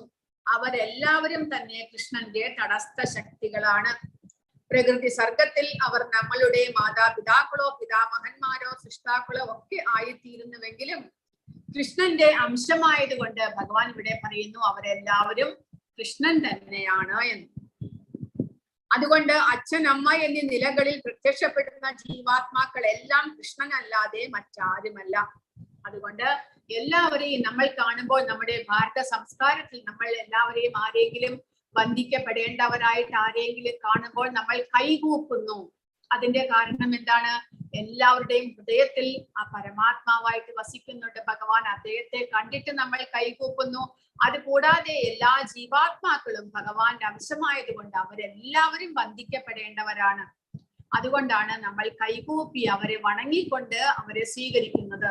അപ്പോൾ അതെല്ലാം നമ്മുടെ സംസ്കാരത്തിന്റെ ഭാഗമാണ്. നമ്മൾ മനസ്സിലാക്കണം, എല്ലാ ജീവാത്മാക്കളും, എല്ലാ ശരീരത്തിന്റെ ഉള്ളിലുമുള്ള ജീവാത്മാക്കൾ എല്ലാവരും തന്നെ ഭഗവാന് തുല്യരാണ് എന്ന്. ഹരേ കൃഷ്ണ. ഇനി പക്ഷേ ഭഗവാൻ ഇവിടെ പറയുന്നത് 20ാമത്തെ ശ്ലോകം മുതൽക്ക് വായിക്കാം. ത്രൈവിദ്യാമാം സോമപാഹ പൂതപാപാ യജ്ഞൈരിഷ്ട്വാ സ്വർഗതിം പ്രാർത്ഥയന്തേ തേ പുണ്യമാസാദ്യ സുരേന്ദ്രലോകം അശ്നന്തി ദിവ്യാൻ ദിവിദേവ ഭോഗാൻ തേതം ഭുക്ത്വാ സ്വർഗലോകം വിശാലം ക്ഷീണേ പുണ്യേ മർത്യലോകം വിശന്തി ഏവം ത്രയീ ധർമ്മമനുപ്രപന്നാ ഗതാഗതം കാമകാമാലഭന്തേ. പക്ഷേ ഭഗവാനെ ആരാധിക്കാതെ പുണ്യകർമ്മങ്ങൾ ചെയ്ത് സ്വർഗീയ സുഖങ്ങൾ അനുഭവിക്കണം എന്ന് വിചാരിച്ചുകൊണ്ട് പുണ്യകർമ്മങ്ങൾ ചെയ്ത് സ്വർഗലോകത്തിൽ പോകുവാൻ പ്രയത്നിക്കുന്നവരെ കുറിച്ചാണ് ഭഗവാൻ ഇവിടെ പറയുന്നത്. സ്വർഗീയ സുഖങ്ങൾ കാക്ഷിച്ച് വേദ പഠനം നടത്തുന്നവരും സോമപാനം ചെയ്യുന്നവരും മറ്റൊരു വിധത്തിൽ ഭജിക്കുന്നത് എന്നെയാകുന്നു. പാപഫലങ്ങളിൽ നിന്ന് മുക്തരായി പുണ്യലോകമായ ഇന്ദ്രന്റെ സ്വർഗത്തിൽ ജനിച്ച് അവർ ദിവ്യ സുഖങ്ങളെ അനുഭവിക്കുന്നു. അപ്പോൾ ആ സ്വർഗീയ സുഖങ്ങൾ അനുഭവിക്കാൻ ആഗ്രഹിച്ചുകൊണ്ട് പുണ്യകർമ്മങ്ങൾ ചെയ്ത് യജ്ഞങ്ങളും വേദങ്ങളും എല്ലാം അനുഷ്ഠിച്ചുകൊണ്ട് പുണ്യകർമ്മങ്ങൾ ചെയ്ത് കുറെ പേർ അവർ പുണ്യകർമ്മ ഫലം സമ്പാദിക്കുന്നു. അങ്ങനെ അവർ ഇന്ദ്രന്റെ ലോകത്തിൽ സ്വർഗലോകത്തിൽ പോയിട്ട് ദിവ്യമായിട്ടുള്ള സുഖങ്ങളെല്ലാം അനുഭവിക്കുന്നു. പക്ഷെ ഭഗവാൻ പറയുന്നത് അവരും ഒരു വിധത്തിൽ ഭഗവാനെ തന്നെയാണ് സേവിക്കുന്നത്. കാരണം ദേവന്മാരെ സേവിച്ചാലും അവർക്ക് അനുഗ്രഹം നൽകുന്നത് ഇൻഡയറക്റ്റ് ആയിട്ട് ഭഗവാൻ തന്നെയാണ്.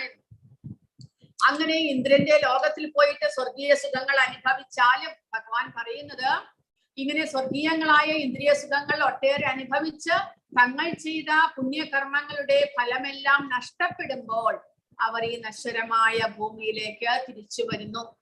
വേദത്രയ പ്രമാണങ്ങളിൽ ഉറച്ചു നിൽക്കുന്ന സുഖാനുഭോഗാന്വേഷികൾക്ക് ജന്മമൃത്യു പരമ്പരയല്ലാതെ മറ്റൊന്നും കിട്ടാനില്ല. അതുകൊണ്ടാണ് ഭഗവാൻ പറയുന്നത്, ഭഗവാനെ നമ്മൾ ആരാധിച്ചു കഴിഞ്ഞാൽ നമുക്ക് ഒരിക്കലും മടങ്ങി വരേണ്ടാത്ത ഭഗവാന്റെ ആധ്യാത്മിക ലോകത്തിലേക്ക് പ്രവേശിക്കാൻ സാധിക്കും. എന്നാൽ ഇതുപോലെ എന്തെങ്കിലും ഫലം കാക്ഷിച്ചുകൊണ്ട് ദേവന്മാരെ നമ്മൾ ആരാധിച്ചു കഴിഞ്ഞാൽ നമുക്ക് അവരുടെ ലോകത്തിലേക്ക് പോകാൻ സാധിക്കുമില്ല എന്നല്ല, പക്ഷേ ആ പുണ്യകർമ്മത്തിന്റെ ഫലം തീരുമ്പോൾ തിരിച്ചു വരേണ്ടി വരും. വീണ്ടും കർമ്മം ചെയ്ത് നമ്മൾ ഇവിടെ ജീവിക്കേണ്ടി വരും. അതുകൊണ്ട് നമുക്ക് ഒരിക്കലും ഈ ജന്മമൃത്യു ജരാവ്യാധി എന്നുള്ള പരമ്പരയിൽ നിന്ന് മോചനം ലഭിക്കുന്നില്ല. അല്ലാതെ ദേവന്മാർ ആരെങ്കിലും കുറച്ചു കാണിക്കുവാനല്ല ഭഗവാൻ പറയുന്നത്. ദേവന്മാരെല്ലാവരും തന്നെ ഭഗവാന്റെ ഭക്തന്മാരും ഭഗവാന്റെ സേവകരുമാണ്. നമ്മൾ ആരെയും പുച്ഛിക്കാൻ പാടില്ല, ആരെയും അപമാനിക്കാനും പാടില്ല. നമ്മൾ അവരെ ആരാധിക്കണം, വേണ്ട എന്നില്ല. എങ്ങനെ ആരാധിക്കണം? ഭഗവാന്റെ സേവകരാണ് എന്ന് മനസ്സിലാക്കിക്കൊണ്ട്, ഭഗവാന്റെ ഭക്തന്മാരാണ് എന്ന് അറിഞ്ഞുകൊണ്ട് നമ്മൾ അവരെ ആരാധിക്കണം. അല്ലാതെ ഈ ഭൗതികമായിട്ടുള്ള എന്തെങ്കിലും തുച്ഛമായിട്ടുള്ള ആഗ്രഹം പൂർത്തീകരിക്കാൻ വേണ്ടിയിട്ട് നമ്മൾ അവരെ ആരാധിക്കുമ്പോൾ അത് നമ്മളെ വീണ്ടും വീണ്ടും ഈ മൃത്യു ലോകത്തിലേക്ക് തന്നെ തിരിച്ചു കൊണ്ടുവരുന്നു എന്ന് മാത്രം. അതാണ് ഭഗവാൻ പറയുന്നത്. നമുക്ക് ശാശ്വതമായിട്ടുള്ള മോചനം വേണമെന്നുണ്ടെങ്കിൽ ഭഗവാനെ തന്നെ നമ്മൾ ആരാധിക്കണമെന്ന്. പക്ഷെ ഇങ്ങനെ ഭഗവാനെ ആരാധിക്കുന്നവരാണെങ്കിലോ ഭഗവാൻ പറഞ്ഞു തരുന്നു, അനന്യാചിന്തയന്തോ മാം യേ ജനാ പര്യുപാസതേ തേഷാം നിത്യാഭിയുക്താനാം യോഗക്ഷേമം വഹാമ്യഹം. ഭഗവാന്റെ ദിവ്യരൂപത്തെ ധ്യാനിച്ചുകൊണ്ട് പൂർണ്ണമായ ഭക്തിയോടെ ആരാണോ ഭഗവാനെ എല്ലായ്പ്പോഴും ആരാധിക്കുന്നത് അവർക്ക് വേണ്ടുന്നത് എല്ലാം ഞാൻ നൽകും, അവർക്കുള്ളതെല്ലാം ഞാൻ നിലനിർത്തുകയും ചെയ്യും എന്ന് ഭഗവാൻ പറയുന്നു. യോഗക്ഷേമം വഹാമ്യഹം. യോഗക്ഷേമം എന്ന് പറഞ്ഞാൽ എന്താണ്? യോഗം എന്ന് പറഞ്ഞാൽ ഭഗവാനെ പ്രാപിക്കാനുള്ള അവരുടെ ആഗ്രഹത്തെ ഭഗവാൻ സാധിപ്പിച്ചു കൊടുക്കുന്നു. യോഗം എന്ന് പറഞ്ഞാൽ ഭഗവാനുമായിട്ട് നമ്മൾ ബന്ധപ്പെടുക എന്നർത്ഥം. അപ്പോൾ ഒരു ഭക്തന് ഭഗവാനുമായിട്ട് ബന്ധപ്പെടണം, ഭഗവാനെ പ്രാപിക്കണം എന്നുള്ള ആഗ്രഹം ഉണ്ടാകും. അപ്പോൾ ഭഗവാനെ അങ്ങനെ അനന്യമായിട്ടുള്ള ഭക്തിയോടുകൂടി ആരാധിക്കുന്നവർക്ക് അവരുടെ ആഗ്രഹമായിട്ടുള്ള ഭഗവാനെ പ്രാപിക്കാനുള്ള ആ ആഗ്രഹത്തെ ഭഗവാൻ സാധിപ്പിച്ചു കൊടുക്കുന്നു. കൂടാതെ ക്ഷേമം. ക്ഷേമം എന്ന് പറഞ്ഞാൽ എന്താണ്? ഭൗതിക ലോകത്തിൽ വീണ്ടും അധപ്പതിച്ച് ക്ലേശങ്ങൾ അനുഭവിക്കാനുള്ള ആ ബുദ്ധിമുട്ടുകളെയെല്ലാം ഭഗവാൻ ഇല്ലാതെയാക്കുന്നു. അവരുടെ ക്ഷേമത്തെയും ഭഗവാൻ നോക്കുന്നു എന്ന്. അവർക്ക് ക്ലേശങ്ങളൊന്നും വരാതെ ഭഗവാൻ അവരെ സംരക്ഷിക്കുന്നു. വഹാമി അഹം എന്ന് ഭഗവാൻ പറഞ്ഞിരിക്കുന്നു. ഞാൻ സ്വയം അവരുടെ യോഗക്ഷേമത്തെ നോക്കുന്നു. നമ്മൾ ഭക്തനായി കഴിഞ്ഞാൽ നമ്മുടെ യോഗക്ഷേമം ഭഗവാൻ തന്നെ സ്വയം നിർവഹിക്കുന്നതാണ് എന്നാണ് ഭഗവാൻ പറയുന്നത്. അങ്ങനെയാണെങ്കിൽ ഭഗവാൻ പറയുന്നു, മുൻപ് പറഞ്ഞത് ദേവന്മാരെ ആരാധിക്കുന്നവർക്ക് അവരുടെ ലോകത്തിലേക്ക് പോയിട്ട് തിരിച്ചു വരേണ്ടി വരും. ഭഗവാനെ ആരാധിക്കുന്നവരുടെ യോഗക്ഷേമം ഭഗവാൻ തന്നെ നിർവഹിക്കും. അങ്ങനെയാണെങ്കിൽ യാന്തി ദേവവ്രതാ ദേവാൻ പിതൃൻ യാന്തി പിതൃവ്രതാഹ ഭൂതാനി യാന്തി ഭൂതേച്യാ യാന്തി മതി യാചിനോഭിമാം. ദേവന്മാരെ ആരാധിക്കുന്നവർ ദേവന്മാരുടെ ലോകത്തിലേക്ക് ദേവന്മാരോടൊപ്പം ജനിക്കും. പിതൃപൂജകർ പിതൃക്കളോടൊപ്പം ജനിക്കും. ഭൂതപ്രേതാദികളെ ഉപാസിക്കുന്നവരാകട്ടെ അവരോടൊപ്പമാവും ജനിക്കുക. എന്നെ ആരാധിക്കുന്ന ഭക്തന്മാർ എന്നോടൊപ്പം ജീവിക്കും. ഭഗവാനെ നമ്മൾ ആരാധിച്ചു കഴിഞ്ഞാൽ ഭഗവാന്റെ ലോകത്തിലേക്ക് നമുക്ക് പോകുവാൻ സാധിക്കും, ഭഗവാനോടൊപ്പം വസിക്കുവാൻ സാധിക്കും. പിന്നീട് ഒരിക്കലും തിരിച്ചു വരേണ്ടതില്ല. എന്നാൽ ദേവന്മാരെയോ പിതൃക്കളെയോ ഭൂതപ്രാതാദികളെയോ എല്ലാം ആരാധിച്ചു കഴിഞ്ഞാൽ നമുക്ക് അവരുടെ ലോകത്തിലേക്ക് പോകുവാൻ സാധിക്കും. പക്ഷേ ക്ഷീണേ പുണ്യേ മർത്യലോകം വിശന്തി. നമ്മുടെ പുണ്യത്തിന്റെ ഫലം അവസാനിക്കുമ്പോൾ തിരിച്ചു വരണം എന്നാണ് ഭഗവാൻ പറയുന്നത്. പക്ഷെ ഭഗവാനെ ആരാധിച്ചാൽ നമുക്ക് ഒരിക്കലും തിരിച്ചു വരേണ്ടതില്ല. അങ്ങനെയാണെങ്കിൽ ഭഗവാനെ നമ്മൾ എങ്ങനെ ആരാധിക്കണം? ഭഗവാനെ എങ്ങനെ സന്തോഷിപ്പിക്കണം നമ്മൾ? ഭഗവാൻ ഇവിടെ പറയുന്നു, പത്രം പുഷ്പം ഫലം തോയം യോമേ ഭക്ത്യാ പ്രയച്ഛതി തദഹം ഭക്ത്യുപഹൃതം അസ്നാമി പ്രയതാത്മനഃ. ഇതാണ് വിജ്ഞാനം എന്ന് പറയുന്നത്. നമ്മൾ എങ്ങനെ പ്രാക്ടിക്കലായിട്ട് ഭഗവാനെ കുറിച്ചുള്ള അറിവാണ് ഭഗവാൻ ഇത്രയും നേരം പറഞ്ഞു തന്നത്. ആ അറിവ് നമ്മൾ എങ്ങനെ പ്രാക്ടിക്കലായിട്ട് ഭഗവാനെ സമർപ്പിക്കണം, ഭഗവാനെ എങ്ങനെ പ്രീതിപ്പെടുത്തുവാനായിട്ട് നമ്മൾ പരിശ്രമിക്കണം, അതാണ് വിജ്ഞാനം എന്നുള്ളത്. അതാണ് ഭഗവാൻ ഇവിടെ പറയുന്നത്. പത്രം പുഷ്പം ഫലം തോയം, ഇതെല്ലാം ഇത്ര മാത്രമേ ഭഗവാൻ നമ്മിൽ നിന്ന് ആഗ്രഹിക്കുന്നത്. പത്രം എന്ന് പറഞ്ഞാൽ ഇലകൾ, പുഷ്പം എന്ന് പറഞ്ഞാൽ പൂക്കൾ, ഫലം എന്ന് പറഞ്ഞാൽ പഴവർഗ്ഗങ്ങൾ, തോയം എന്ന് പറഞ്ഞാൽ വെള്ളം അല്ലെങ്കിൽ പാല്. ഇത് നാലും യോമേ ഭക്തിയാ പ്രയച്ഛതി, ആരാണോ എനിക്ക് ഭക്തിയോടുകൂടി എനിക്ക് നൽകുന്നത്, അർപ്പിക്കുന്നത്, തദഹം അത് ഞാൻ, ഭക്തി ഉപഹൃതം ഭക്തിയോടുകൂടി തന്നിരിക്കുന്നതിനാൽ, അശ്നാമി ഞാനത് സ്വീകരിക്കും, പ്രിയതാത്മനഃ സ്നേഹത്തോടുകൂടി. ഭഗവാൻ പറയുന്നത് ആ ഒരു ഭക്തൻ എനിക്ക് ഭക്തിയോടുകൂടിയാണ് ഇതെല്ലാം സമർപ്പിക്കുന്നത് എന്നുണ്ടെങ്കിൽ ഞാനത് അവരുടെ ആ ഭക്തിയെ ഞാൻ സ്വീകരിക്കുന്നു എന്ന് ഭഗവാൻ പറയുന്നു. അപ്പോൾ ഭഗവാൻ ഒരു പൂവും ഇലയോ പഴങ്ങളോ എല്ലാം കിട്ടാനായിട്ട് വിഷമം ഉണ്ടായിട്ടല്ല. ഭഗവാൻ സ്വരാട്ടാണ്. അദ്ദേഹത്തിന്റെ ഇച്ഛയ്ക്കനുസരിച്ച് എല്ലാം തന്നെ നടക്കുന്നു ഈ ഭൗതികവും ആധ്യാത്മികവുമായിട്ട് ലോകത്തിൽ. അദ്ദേഹത്തിന് അങ്ങനെ എന്തെങ്കിലും നമ്മൾ കൊടുത്തിട്ട് അദ്ദേഹം ആഹാരം കഴിക്കണമെന്ന് വിചാരിച്ചിട്ടല്ല അദ്ദേഹം നമ്മളോട് ഇതെല്ലാം സമർപ്പിക്കാൻ പറയുന്നത്. പിന്നെയോ നമ്മുടെ ഭക്തി എങ്ങനെ വളർത്തുവാൻ സാധിക്കണം, നമ്മൾ എങ്ങനെ ഭഗവാനെ പ്രീതിപ്പെടുത്തണം. കാരണം ഭഗവാനെ സന്തോഷിപ്പിക്കുക എന്നുള്ളതാണ് ഒരു ഭക്തന്റെ ചുമതല, കർത്തവ്യം. ഭഗവാനെ പല പല കാര്യങ്ങൾ ചെയ്ത് ഭഗവാനെ സന്തോഷിപ്പിക്കുവാനായിട്ട് നമ്മൾ പരിശ്രമിക്കുക. അപ്പോൾ എങ്ങനെ ഭഗവാനെ സന്തോഷിപ്പിക്കണം? ഇതുപോലെ വളരെ എളുപ്പമായിട്ട് ഇതെല്ലാം നമുക്ക് ലഭിക്കുന്നതാണ്. ഭഗവാൻ വളരെ കൂടുതലായിട്ടുള്ള രത്നങ്ങളോ വൈഡൂര്യമോ ഒന്നും തന്നെ ഭഗവാൻ ചോദിക്കുന്നില്ല. നമ്മൾ അദ്ദേഹത്തിന് വേണ്ടിയിട്ട് ഒരു വലിയ അമ്പലം ഉണ്ടാക്കി കൊടുക്കണം, അതും ചോദിക്കുന്നില്ല. അതെല്ലാം സാധിക്കുന്നവർ കൊടുക്കട്ടെ, വേണ്ട എന്ന് പറയുന്നില്ല. നമുക്ക് അതെല്ലാം ചെയ്യാൻ സാധിക്കുമെന്നുണ്ടെങ്കിൽ, നമ്മൾ വളരെ വലിയ ധനികരാണ് എന്നുണ്ടെങ്കിൽ ഭഗവാൻ അമ്പലം ഉണ്ടാക്കണം, ഭഗവാന്റെ വിഗ്രഹം പ്രതിഷ്ഠിക്കണം, എല്ലാവർക്കും ദർശനത്തിനുള്ള സൗകര്യം ഉണ്ടാക്കണം, എല്ലാവർക്കും ഭഗവാന്റെ പ്രസാദ വിതരണം ചെയ്യണം. അതെല്ലാം ചെയ്യണം. അതെല്ലാം ചെയ്യുന്നുണ്ട് ഭക്തന്മാർ.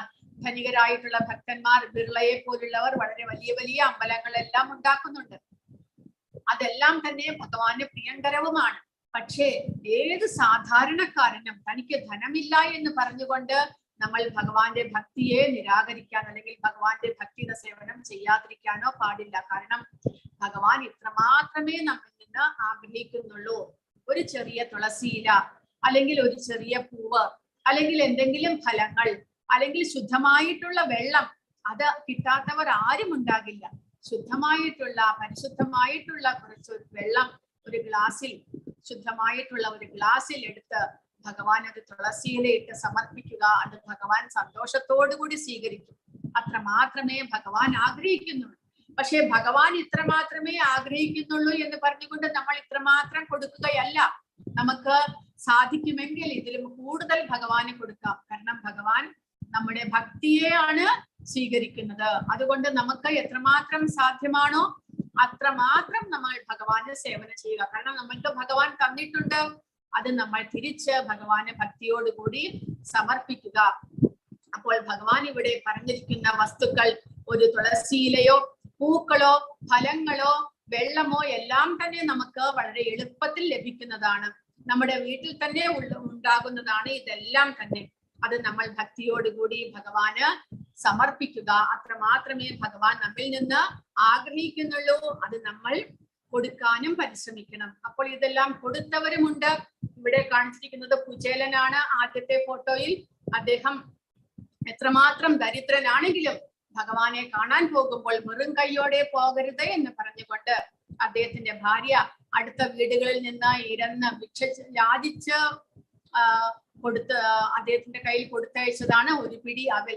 പക്ഷെ ഭഗവാൻ അതിന്റെ ഭക്തി കണ്ടിട്ട് അത് അദ്ദേഹം സ്വീകരിച്ചു. അതുപോലെ തന്നെ ഇവിടെ കാണിച്ചിരിക്കുന്നത് ശബരി ഭഗവാനെ ശ്രീരാമചന്ദ്രനെ കാത്ത് ദിവസവും ഇതേപോലെ കാട്ടിൽ നിന്ന് സ്വാദിഷ്ടമായിട്ടുള്ള പഴങ്ങളും പൂക്കളും എല്ലാം എടുത്ത് ദിവസവും ശേഖരിച്ചു വെക്കും. എന്നാണ് ഭഗവാൻ വരുന്നത് എന്ന് അറിഞ്ഞുകൂടാ എന്ന് പറഞ്ഞുകൊണ്ട് അങ്ങനെ ഒരു ദിവസം ഭഗവാൻ ശബരിയുടെ മുറ്റത്തെത്തിയപ്പോൾ ശബരി സന്തോഷത്തോടുകൂടി അദ്ദേഹത്തെ സ്വീകരിച്ചിരുത്തി പഴങ്ങളെല്ലാം കൊടുത്തു. എങ്ങനെയാണ് കൊടുത്തത്? ആ പഴം പുളിയുണ്ടോ മധുരമുണ്ടോ എന്ന് അറിയുവാനായിട്ട് സ്വയം കടിച്ചു നോക്കിയിട്ടാണ് ശബരി ഭഗവാന് കൊടുത്തത്. പക്ഷെ ഭഗവാൻ ശബരി കടിച്ച് അശുദ്ധമാക്കിയോ എന്നെല്ലാം നോക്കിയത്. അവരുടെ ഹൃദയത്തിൽ തനിക്കുള്ള ഭക്തിയെ മാനിച്ചുകൊണ്ട് ഭഗവാൻ അത് സന്തോഷത്തോടുകൂടി സ്വീകരിച്ചു. അതുപോലെ തന്നെ വിതുരന്റെ ഭാര്യ ഭഗവാൻ ദുര്യോധനന്റെ കൊട്ടാരത്തിൽ ദൂതിന് പോയപ്പോൾ അദ്ദേഹം ദുര്യോധനന്റെ കൊട്ടാരത്തിൽ താമസിച്ചില്ല. കാരണം ദുര്യോധനൻ വളരെ ഒരു അഹങ്കാരം മൂലം ഭഗവാനെ പിടിച്ചു കെട്ടാനെല്ലാം പോയി. ഭഗവാൻ എന്ത് ചെയ്തു?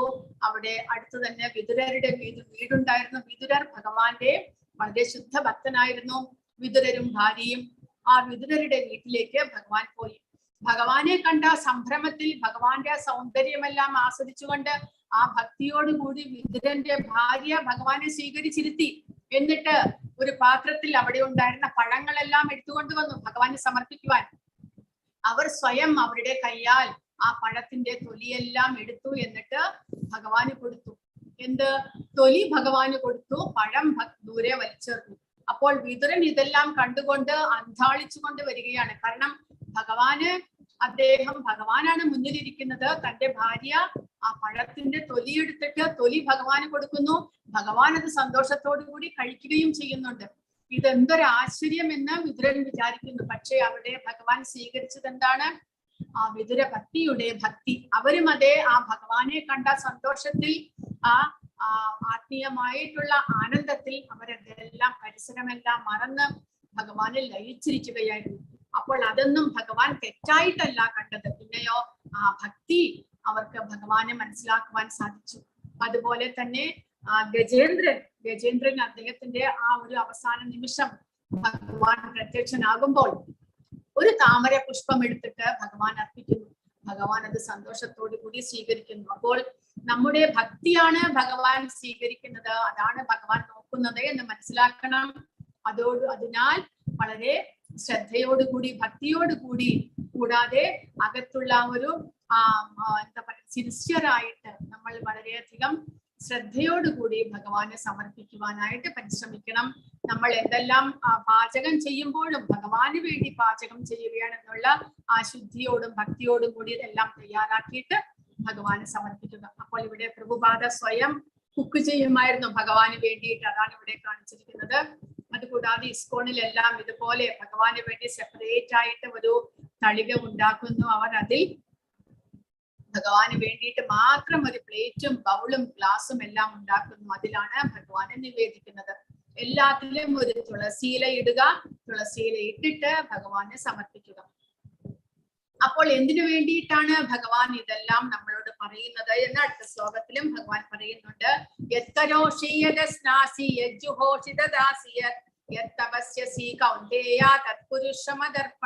നീ എന്ത് ചെയ്യുന്നുവോ, എന്ത് നിവേദിക്കുന്നുവോ, ഭക്ഷിക്കുന്നുവോ, എന്ത് ദാനം ചെയ്യുന്നുവോ, എന്ത് തപശ്ചര്യകൾ അനുഷ്ഠിക്കുന്നുവോ കുന്തിപുത്ര, അതെല്ലാം എനിക്കായി അർപ്പിച്ചുകൊണ്ട് ചെയ്യുക. ഇതെല്ലാം നമ്മൾ ദൈനംദിന ജീവിതത്തിൽ ചെയ്യേണ്ടതായിട്ടുള്ള കാര്യങ്ങളാണ് ഭഗവാൻ പറഞ്ഞു തരുന്നത്. നമ്മൾ ഭക്തിയിലേക്ക് വളരണമെന്നുണ്ടെങ്കിൽ, ഭഗവാന്റെ ഭക്തിത്വ സേവനം ചെയ്യണമെന്നുണ്ടെങ്കിൽ നമ്മൾ എന്തെല്ലാം ചെയ്യണം? ഭഗവാൻ ഇവിടെ പറയുന്നു. എന്തിനു വേണ്ടിയിട്ടാണ് ഭഗവാൻ ഇങ്ങനെ നമ്മളോട് പറയുന്നത്? നമ്മൾ എന്ത് ചെയ്താലും, എന്ത് ദാനം കൊടുത്താലും, എന്ത് പാചകം ചെയ്താലും, എന്ത് ഭക്ഷിച്ചാലും അതെല്ലാം ഭഗവാൻ അർപ്പിക്കണം എന്ന് ഭഗവാൻ പറയുന്നു. എന്തിനു വേണ്ടിയിട്ട്? 28ാമത്തെ ശ്ലോകത്തിൽ ഭഗവാൻ പറയുന്നു, ശുഭാശുഭ ഫലൈരേവം മോക്ഷ്യസേ കർമ്മബന്ധനൈഹി സന്യാസയോഗ യുക്താത്മാ വിമുക്തോ മാമുപൈഷ്യസി. ഇങ്ങനെ കർമ്മബന്ധങ്ങളിൽ നിന്നും തജ്ജന്യങ്ങളായ ഗുണദോഷ ഫലങ്ങളിൽ നിന്നും നിനക്ക് സ്വതന്ത്രനാകാം.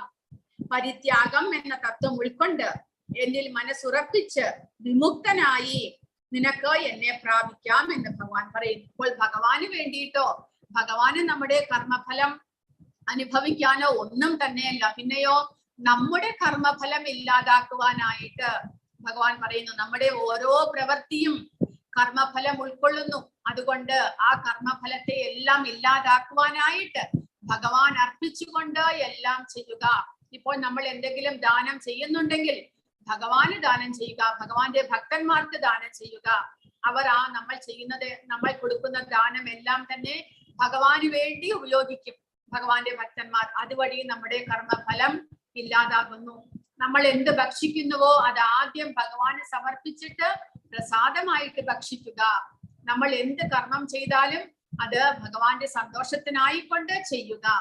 അങ്ങനെ നമ്മുടെ കർമ്മഫലത്തെ ഇല്ലാതാക്കിയിട്ട് നമുക്ക് ഭഗവാനെ പ്രാപിക്കാനും സാധിക്കും എന്ന് ഭഗവാൻ പറയുന്നു. കാരണം നമുക്ക് ആ കർമ്മഫലം എല്ലാം ഭഗവാനെ സമർപ്പിക്കുന്നത് വഴി നമുക്ക് ഭക്തിയുടെ സേവനത്തിലേക്ക് ഉയരുവാനായിട്ട് സാധിക്കുന്നു. സമോഹം സർവഭൂതേഷു നമേ ദേശോസ്തി ന പ്രിയഃ ഏ ഭജന്തി തുമാം ഭക്ത്യാ മയീ തേ തേഷു ചാപ്യഹം. അപ്പോൾ നമ്മൾ ചോദിക്കും, അങ്ങനെയാണെങ്കിൽ ഭഗവാന്റെ സേവകൾ ചെയ്യാത്തവരോട് ഭഗവാന് ദേഷ്യമാണോ? അവരോട് എന്തെങ്കിലും പാർഷ്യാലിറ്റി കാണിക്കുമോ? ഭഗവാൻ ഭക്തി ഭക്തി എന്ന് പറയുന്നുണ്ട്, എനിക്ക് അങ്ങനെ ചെയ്യണം ഇങ്ങനെ ചെയ്യണം എന്ന് പറയുന്നു. അപ്പോൾ ഭഗവാനെ ഭക്തിയുടെ സേവനം ചെയ്യാത്ത സാധാരണ ജനങ്ങളോട് ഭഗവാൻ എന്തെങ്കിലും ദേഷ്യമുണ്ടോ? ഇല്ല എന്ന് പറയുന്നു ഭഗവാൻ. സമോഹം സർവഭൂതേഷു, എനിക്ക് എല്ലാവരും ഒരുപോലെയാണ്. നമേ ദേഷ്യോസ്തി ന പ്രിയ, ആരോടും എനിക്ക് ദേഷ്യമോ ആരോടെങ്കിലും എനിക്ക് കൂടുതൽ പ്രിയമോ ഒന്നും തന്നെ ഇല്ല. പക്ഷേ ഏ ഭജന്തി തു മാം ഭക്തിയ, ആരെങ്കിലും എന്നെ ഭക്തിയുടെ സേവനം ചെയ്യുന്നുണ്ട് എന്നുണ്ടെങ്കിൽ അവരോട് അവർ എന്നിലും ഞാൻ അവരിലും വസിക്കുന്നു. അത്രമാത്രമേ ഉള്ളൂ വ്യത്യാസം. കാരണം ഭഗവാൻ നമ്മുടെ പിതാവാണ് എന്നറിഞ്ഞുകൊണ്ട്, നമ്മുടെ എല്ലാം ഉത്ഭവസ്ഥാനം ഭഗവാനിൽ നിന്നാണ് എന്നറിഞ്ഞുകൊണ്ട്, എല്ലാം സംരക്ഷിക്കുന്നതും എല്ലാം ഉൾക്കൊള്ളുന്നതും ഭഗവാനാണ് എന്നറിഞ്ഞുകൊണ്ട് ഭഗവാനെ പ്രാപിക്കുവാൻ ഒരേ ഒരു വഴിയേ ഉള്ളൂ, ഭക്തിയുടെ സേവനം എന്ന് മനസ്സിലാക്കിക്കൊണ്ട് നമ്മൾ ഭഗവാനെ ഭക്തിയോടുകൂടി സേവിക്കുമ്പോൾ ആ ഭക്തിക്ക് അല്ലെങ്കിൽ ആ ഭക്തനിൽ ഭഗവാന് അഹൈതുകമായ കാരുണ്യം ഉണ്ടാകുന്നു. മറ്റുള്ളവരാണെങ്കിലോ ഭഗവാനെ മനസ്സിലാക്കാനോ ഭഗവാനെ അറിയാനോ ശ്രമിക്കുന്നില്ല. ശരി, അവരോട് ഭഗവാൻ ഒരേപോലെ പെരുമാറുന്നു. ആരോടും കൂടുതൽ ദേഷ്യമോ ആരോടെങ്കിലും പ്രിയമോ ഒന്നും കാണിക്കുന്നില്ല. പക്ഷെ ഭഗവാനെ ഭക്തിനായിട്ട് ഭഗവാനിൽ അചഞ്ചലമായ ഭക്തിയോടുകൂടി ഭഗവാനെ സേവിക്കുകയും ഭഗവാന്റെ കരുണയെ പറ്റി എല്ലാവർക്കും പറഞ്ഞു കൊടുക്കുകയും ചെയ്യുന്ന ഭക്തന്മാരിൽ ഭഗവാൻ ഒരു വിശേഷമായിട്ടുള്ള കാരുണ്യം കാണിക്കുന്നു. അതെല്ലാവരും അങ്ങനെ തന്നെയല്ലേ? ഇപ്പോൾ ഒരു അച്ഛന് 5 മക്കളുണ്ടെങ്കിൽ ഏതെങ്കിലും ഒരു മകൻ അച്ഛനോട് വളരെയധികം സ്നേഹം കാണിക്കുന്നുണ്ടെങ്കിൽ ആ മകനോട് അച്ഛന് പ്രത്യേകമായിട്ടുള്ള ഒരു താല്പര്യം ഉണ്ടാകും. അതുപോലെ തന്നെ ഇപ്പോൾ നമ്മൾ ഭഗവാനെ, ഭക്തന്മാർ ഭഗവാനെ തങ്ങളുടെ പിതാവായി കണ്ട് തന്റെ സുഹൃത്തായി കണ്ട് ഭഗവാനെ ആരാധിക്കുമ്പോൾ ഭഗവാൻ അവരോട് പ്രത്യേക വാത്സല്യം കാണിക്കുന്നു. അല്ലാത്തവർക്ക് അവരുടെ കർമ്മഫലം അനുസരിച്ചുള്ള എല്ലാം അനുഭവിക്കാനുള്ള ഒരു ഭൗതിക പ്രപഞ്ചം ഭഗവാൻ കൊടുക്കുകയും ചെയ്തിട്ടുണ്ട്. അപ്പോൾ അങ്ങനെ ആരോടും ഭഗവാൻ പ്രത്യേകമായിട്ട് പാർഷ്യാലിറ്റി കാണിക്കുന്നില്ല എന്നാണ് ഭഗവാൻ പറയുന്നത്. അങ്ങനെയാണെങ്കിലും അങ്ങനെ വരുമ്പോൾ ആ ഭക്തന്മാരോട് ഭഗവാൻ പ്രത്യേകമായിട്ട് ഒരു കരുണ കാണിക്കുന്നതിന് കൊണ്ട് ഭഗവാൻ ഇവിടെ പറയുന്നു, അഭിചേസു ദുരാചാരോ ഭജതേ മാമനന്യഭാഗ് സാധുരേവ സമന്തവ്യഃ സമ്യക് വ്യവസിതോ ഹി സഹ. അങ്ങനെയുള്ള ഭക്തന്മാർ, ഭഗവാനിൽ എപ്പോഴും ഭക്തിയുടെ സേവനങ്ങൾ ചെയ്ത് ഭഗവാന്റെ ഭക്തിയിൽ മാത്രം മുഴുകിയിരിക്കുന്ന ഭക്തന്മാർ എപ്പോഴെങ്കിലും കൈവിട്ട് അവർ ഈ ഭൗതിക പ്രപഞ്ചത്തിലാണ് ജീവിച്ചിരിക്കുന്നത്. അപ്പോൾ എന്തെങ്കിലും തെറ്റ് ചെയ്യാനായിട്ടുള്ള പ്രവണത ഉണ്ടെങ്കിൽ കൂടെ ഭഗവാൻ പറയുന്നു, അങ്ങനെ എന്തെങ്കിലും ചെയ്താലും അവരെ ഒരിക്കലും കുറ്റപ്പെടുത്താൻ പാടില്ല. കാരണം ഒരാൾ അത്യന്തം ഹീനമായ ഒരു ദുഷ്കർമ്മം ചെയ്താൽ പോലും ഭക്തിപൂർവം ഭഗവത് സേവനത്തിൽ ഏർപ്പെടുന്ന പക്ഷം അയാളെ സാധു എന്ന് തന്നെ കരുതണം. കാരണം തന്റെ ദൃഢവിശ്വാസത്തിൽ അദ്ദേഹം ശരിയായി വർത്തിക്കുന്നു. അപ്പോൾ ഒരു ഭക്തൻ ചിലപ്പോൾ എന്തെങ്കിലും തെറ്റ് ചെയ്തു എന്ന് വരാം, ഇല്ല എന്നില്ല. അപ്പോൾ പക്ഷേ നമ്മൾ ഒരിക്കലും അദ്ദേഹത്തെ കുറ്റപ്പെടുത്തരുത്. കാരണം തന്റെ തെറ്റ് മനസ്സിലാക്കി അദ്ദേഹം പെട്ടെന്ന് തന്നെ തിരിച്ച് ഭക്തിയിലേക്ക് വരും. കാരണം അദ്ദേഹം നിരന്തരം ഭഗവാന്റെ സേവകൾ ചെയ്യുന്ന ഒരു ഭക്തനായതുകൊണ്ട് അദ്ദേഹത്തിന് അബദ്ധത്തിൽ എന്തെങ്കിലും പറ്റുന്നതായിരിക്കും. പക്ഷേ ഭഗവാന്റെ ഭക്തിയുടെ സേവനം അത്രയേറെ പരിശുദ്ധമാണ്. അത് അയാളെ വീണ്ടും പരിശുദ്ധനാക്കുന്നു. ക്ഷിപ്രം ഭവതി ധർമാത്മാ ശശ്വശാന്തിം നിഗച്ഛതി കൗന്ദേയ പ്രതിജാനീഹി നമേ ഭക്തഃ പ്രണശ്യതി. അവൻ വേഗത്തിൽ ധാർമ്മികനായി തീർന്ന് ശാശ്വതമായ ശാന്തി നേടുന്നു. എന്റെ ഭക്തന് ഒരിക്കലും നാശം സംഭവിക്കുന്നില്ല എന്ന് കുന്തിപുത്ര ഉറപ്പിച്ച് പ്രഖ്യാപിച്ചു. അപ്പോൾ ഭഗവാന്റെ ഭക്തിയുടെ സേവനത്തിലേക്ക് നമ്മൾ ഇറങ്ങിക്കഴിഞ്ഞാൽ നമുക്ക് ഒരിക്കലും നാശം സംഭവിക്കുന്നില്ല. ഭഗവാൻ നമ്മളെ സംരക്ഷിക്കുന്നു. നമ്മൾ ഇടയ്ക്ക് എന്തെങ്കിലും നമ്മൾ തെറ്റ് ചെയ്ത് നമ്മൾ വഴിവിട്ട് പോയാലും തിരിച്ച് ഭക്തിയിലേക്ക് തന്നെ നമ്മളെ കൊണ്ടുവരുവാനായിട്ട് നമുക്ക് സാധിക്കും. കാരണം ആ ഭക്തിയുടെ സേവനം എന്നുള്ളത് സ്വയം ഭഗവാനാൽ നിർദ്ദേശിക്കപ്പെട്ടിട്ടുള്ളതായതുകൊണ്ട് അത് വളരെ പരിശുദ്ധമാണ്. ഭഗവാന്റെ നാമജപം, ഭഗവാനെ കുറിച്ച് കേൾക്കുക, ഭഗവാന്റെ ഭക്തന്മാരുടെ സത്സംഗം, ഇതെല്ലാം തന്നെ നമ്മളെ പരിശുദ്ധമാക്കുന്നു. അതുകൊണ്ട് നമ്മൾ പെട്ടെന്ന് തന്നെ നമ്മുടെ തെറ്റ് മനസ്സിലാക്കി നമുക്ക് തിരിച്ചു വരാൻ സാധിക്കും. അതുകൊണ്ട് നമ്മൾ ഒരു ഭക്തനെ ഒരിക്കലും കുറ്റപ്പെടുത്താൻ പാടില്ല എന്ന് പറയുന്നു ഭഗവാൻ. മന്മനാഭവ മദ്ഭക്തോ മദ്യാചീമാം നമസ്കുരു മാമേ വൈശ്യസി യുക്തൈവം ആത്മാനം മത്പരായണഃ. അതുകൊണ്ട് അത്രയും മഹത്തായിട്ടുള്ള ഒരു സേവനമാണ് ഭക്തിയുത സേവനം. അതുകൊണ്ട് തീർച്ചയായിട്ടും ഭഗവാന്റെ ഭക്തരാകുവാനായിട്ട് ഭഗവാൻ നമ്മളോട് പറയുകയാണ്. കാരണം എത്രയും പെട്ടെന്ന് തന്നെ നമുക്ക് നമ്മുടെ കർമ്മഫലത്തെ ഇല്ലാതാക്കി ഭഗവാനെ പ്രാപിക്കുവാൻ സാധിക്കുന്നു. കൂടാതെ വളരെ സന്തോഷത്തോടു കൂടി ചെയ്യാവുന്ന ഒരു സേവനമാണ് ഭക്തിയുത സേവനം. സതതം കീർത്തയന്തോ മാം യദന്തശ്ച ദൃഢവ്രതാഃ. സദാസമയവും ഭഗവാനെ കീർത്തിച്ചുകൊണ്ട് ഭഗവാനെ പ്രണമിച്ചുകൊണ്ട് സത്സംഗത്തിലൂടെ ഭഗവാനെ മനസ്സിലാക്കിക്കൊണ്ട് ഭഗവാന്റെ ഭക്തിയുത സേവനങ്ങൾ ചെയ്യുക. അതുകൂടാതെ വളരെ എളുപ്പത്തിൽ പത്രം പുഷ്പം ഫലം തോയം ഭഗവാൻ അർപ്പിക്കുവാനായിട്ട് വളരെ കൂടുതലൊന്നും തന്നെ ഭഗവാൻ ചോദിക്കുന്നില്ല. നമുക്ക് പറ്റാവുന്നത്, നമുക്ക് വളരെ എളുപ്പത്തിൽ സാധിക്കാവുന്ന കാര്യങ്ങളെ ഭഗവാൻ ചോദിക്കുന്നുള്ളൂ. അത്രയും ആണെങ്കിലും നമ്മൾ ചെയ്യണം എന്നാണ് ഭഗവാൻ പറയുന്നത്. അത്രമാത്രം ചെയ്താൽ മതി എന്നല്ല, അത്രയാണെങ്കിലും ചെയ്യൂ എന്ന്. അതായത് ഒരു ഇലയോ ഒരു പഴമോ ഒരു പൂവോ ഒരു ഗ്ലാസ് വെള്ളമാണെങ്കിലും സമർപ്പിക്കൂ എന്ന് ഭഗവാൻ പറയുന്നു. കാരണം ഈ ഭൗതിക പ്രപഞ്ചം മുഴുവനും തന്നെ ഭഗവാന്റെ സ്വത്താണ്. അത് നമുക്ക് വേണ്ടി ഉപയോഗിക്കാനായിട്ട് ഭഗവാൻ തന്നിരിക്കുന്നു. അപ്പോൾ നമ്മൾ സ്വാർത്ഥരായിട്ട് നമുക്ക് വേണ്ടി മാത്രം എല്ലാം ഉണ്ടാക്കുക, നമുക്ക് വേണ്ടി മാത്രം എല്ലാം ഉപയോഗിക്കുക എന്ന് വരുമ്പോൾ അത് നമ്മളെ ആ കർമ്മബന്ധനത്തിൽ പെടുത്തുന്നു. അതിൽ നിന്നുള്ള മോചനമാണ് ഭഗവാൻ പറയുന്നത്. ഭഗവാൻ ഇത്രമാത്രം ഒരു ചെറിയ പൂവ് സമർപ്പിച്ചാലും തന്റെ ഭക്തൻ തനിക്ക് ഇത്രമാത്രം തന്നല്ലോ എന്നുള്ള ആ ഒരു മഹത്തായിട്ടുള്ള ചിന്തയിൽ ഭഗവാൻ നമുക്ക് നമ്മുടെ കർമ്മഫലത്തെ എല്ലാം ഇല്ലാതാക്കുന്നു.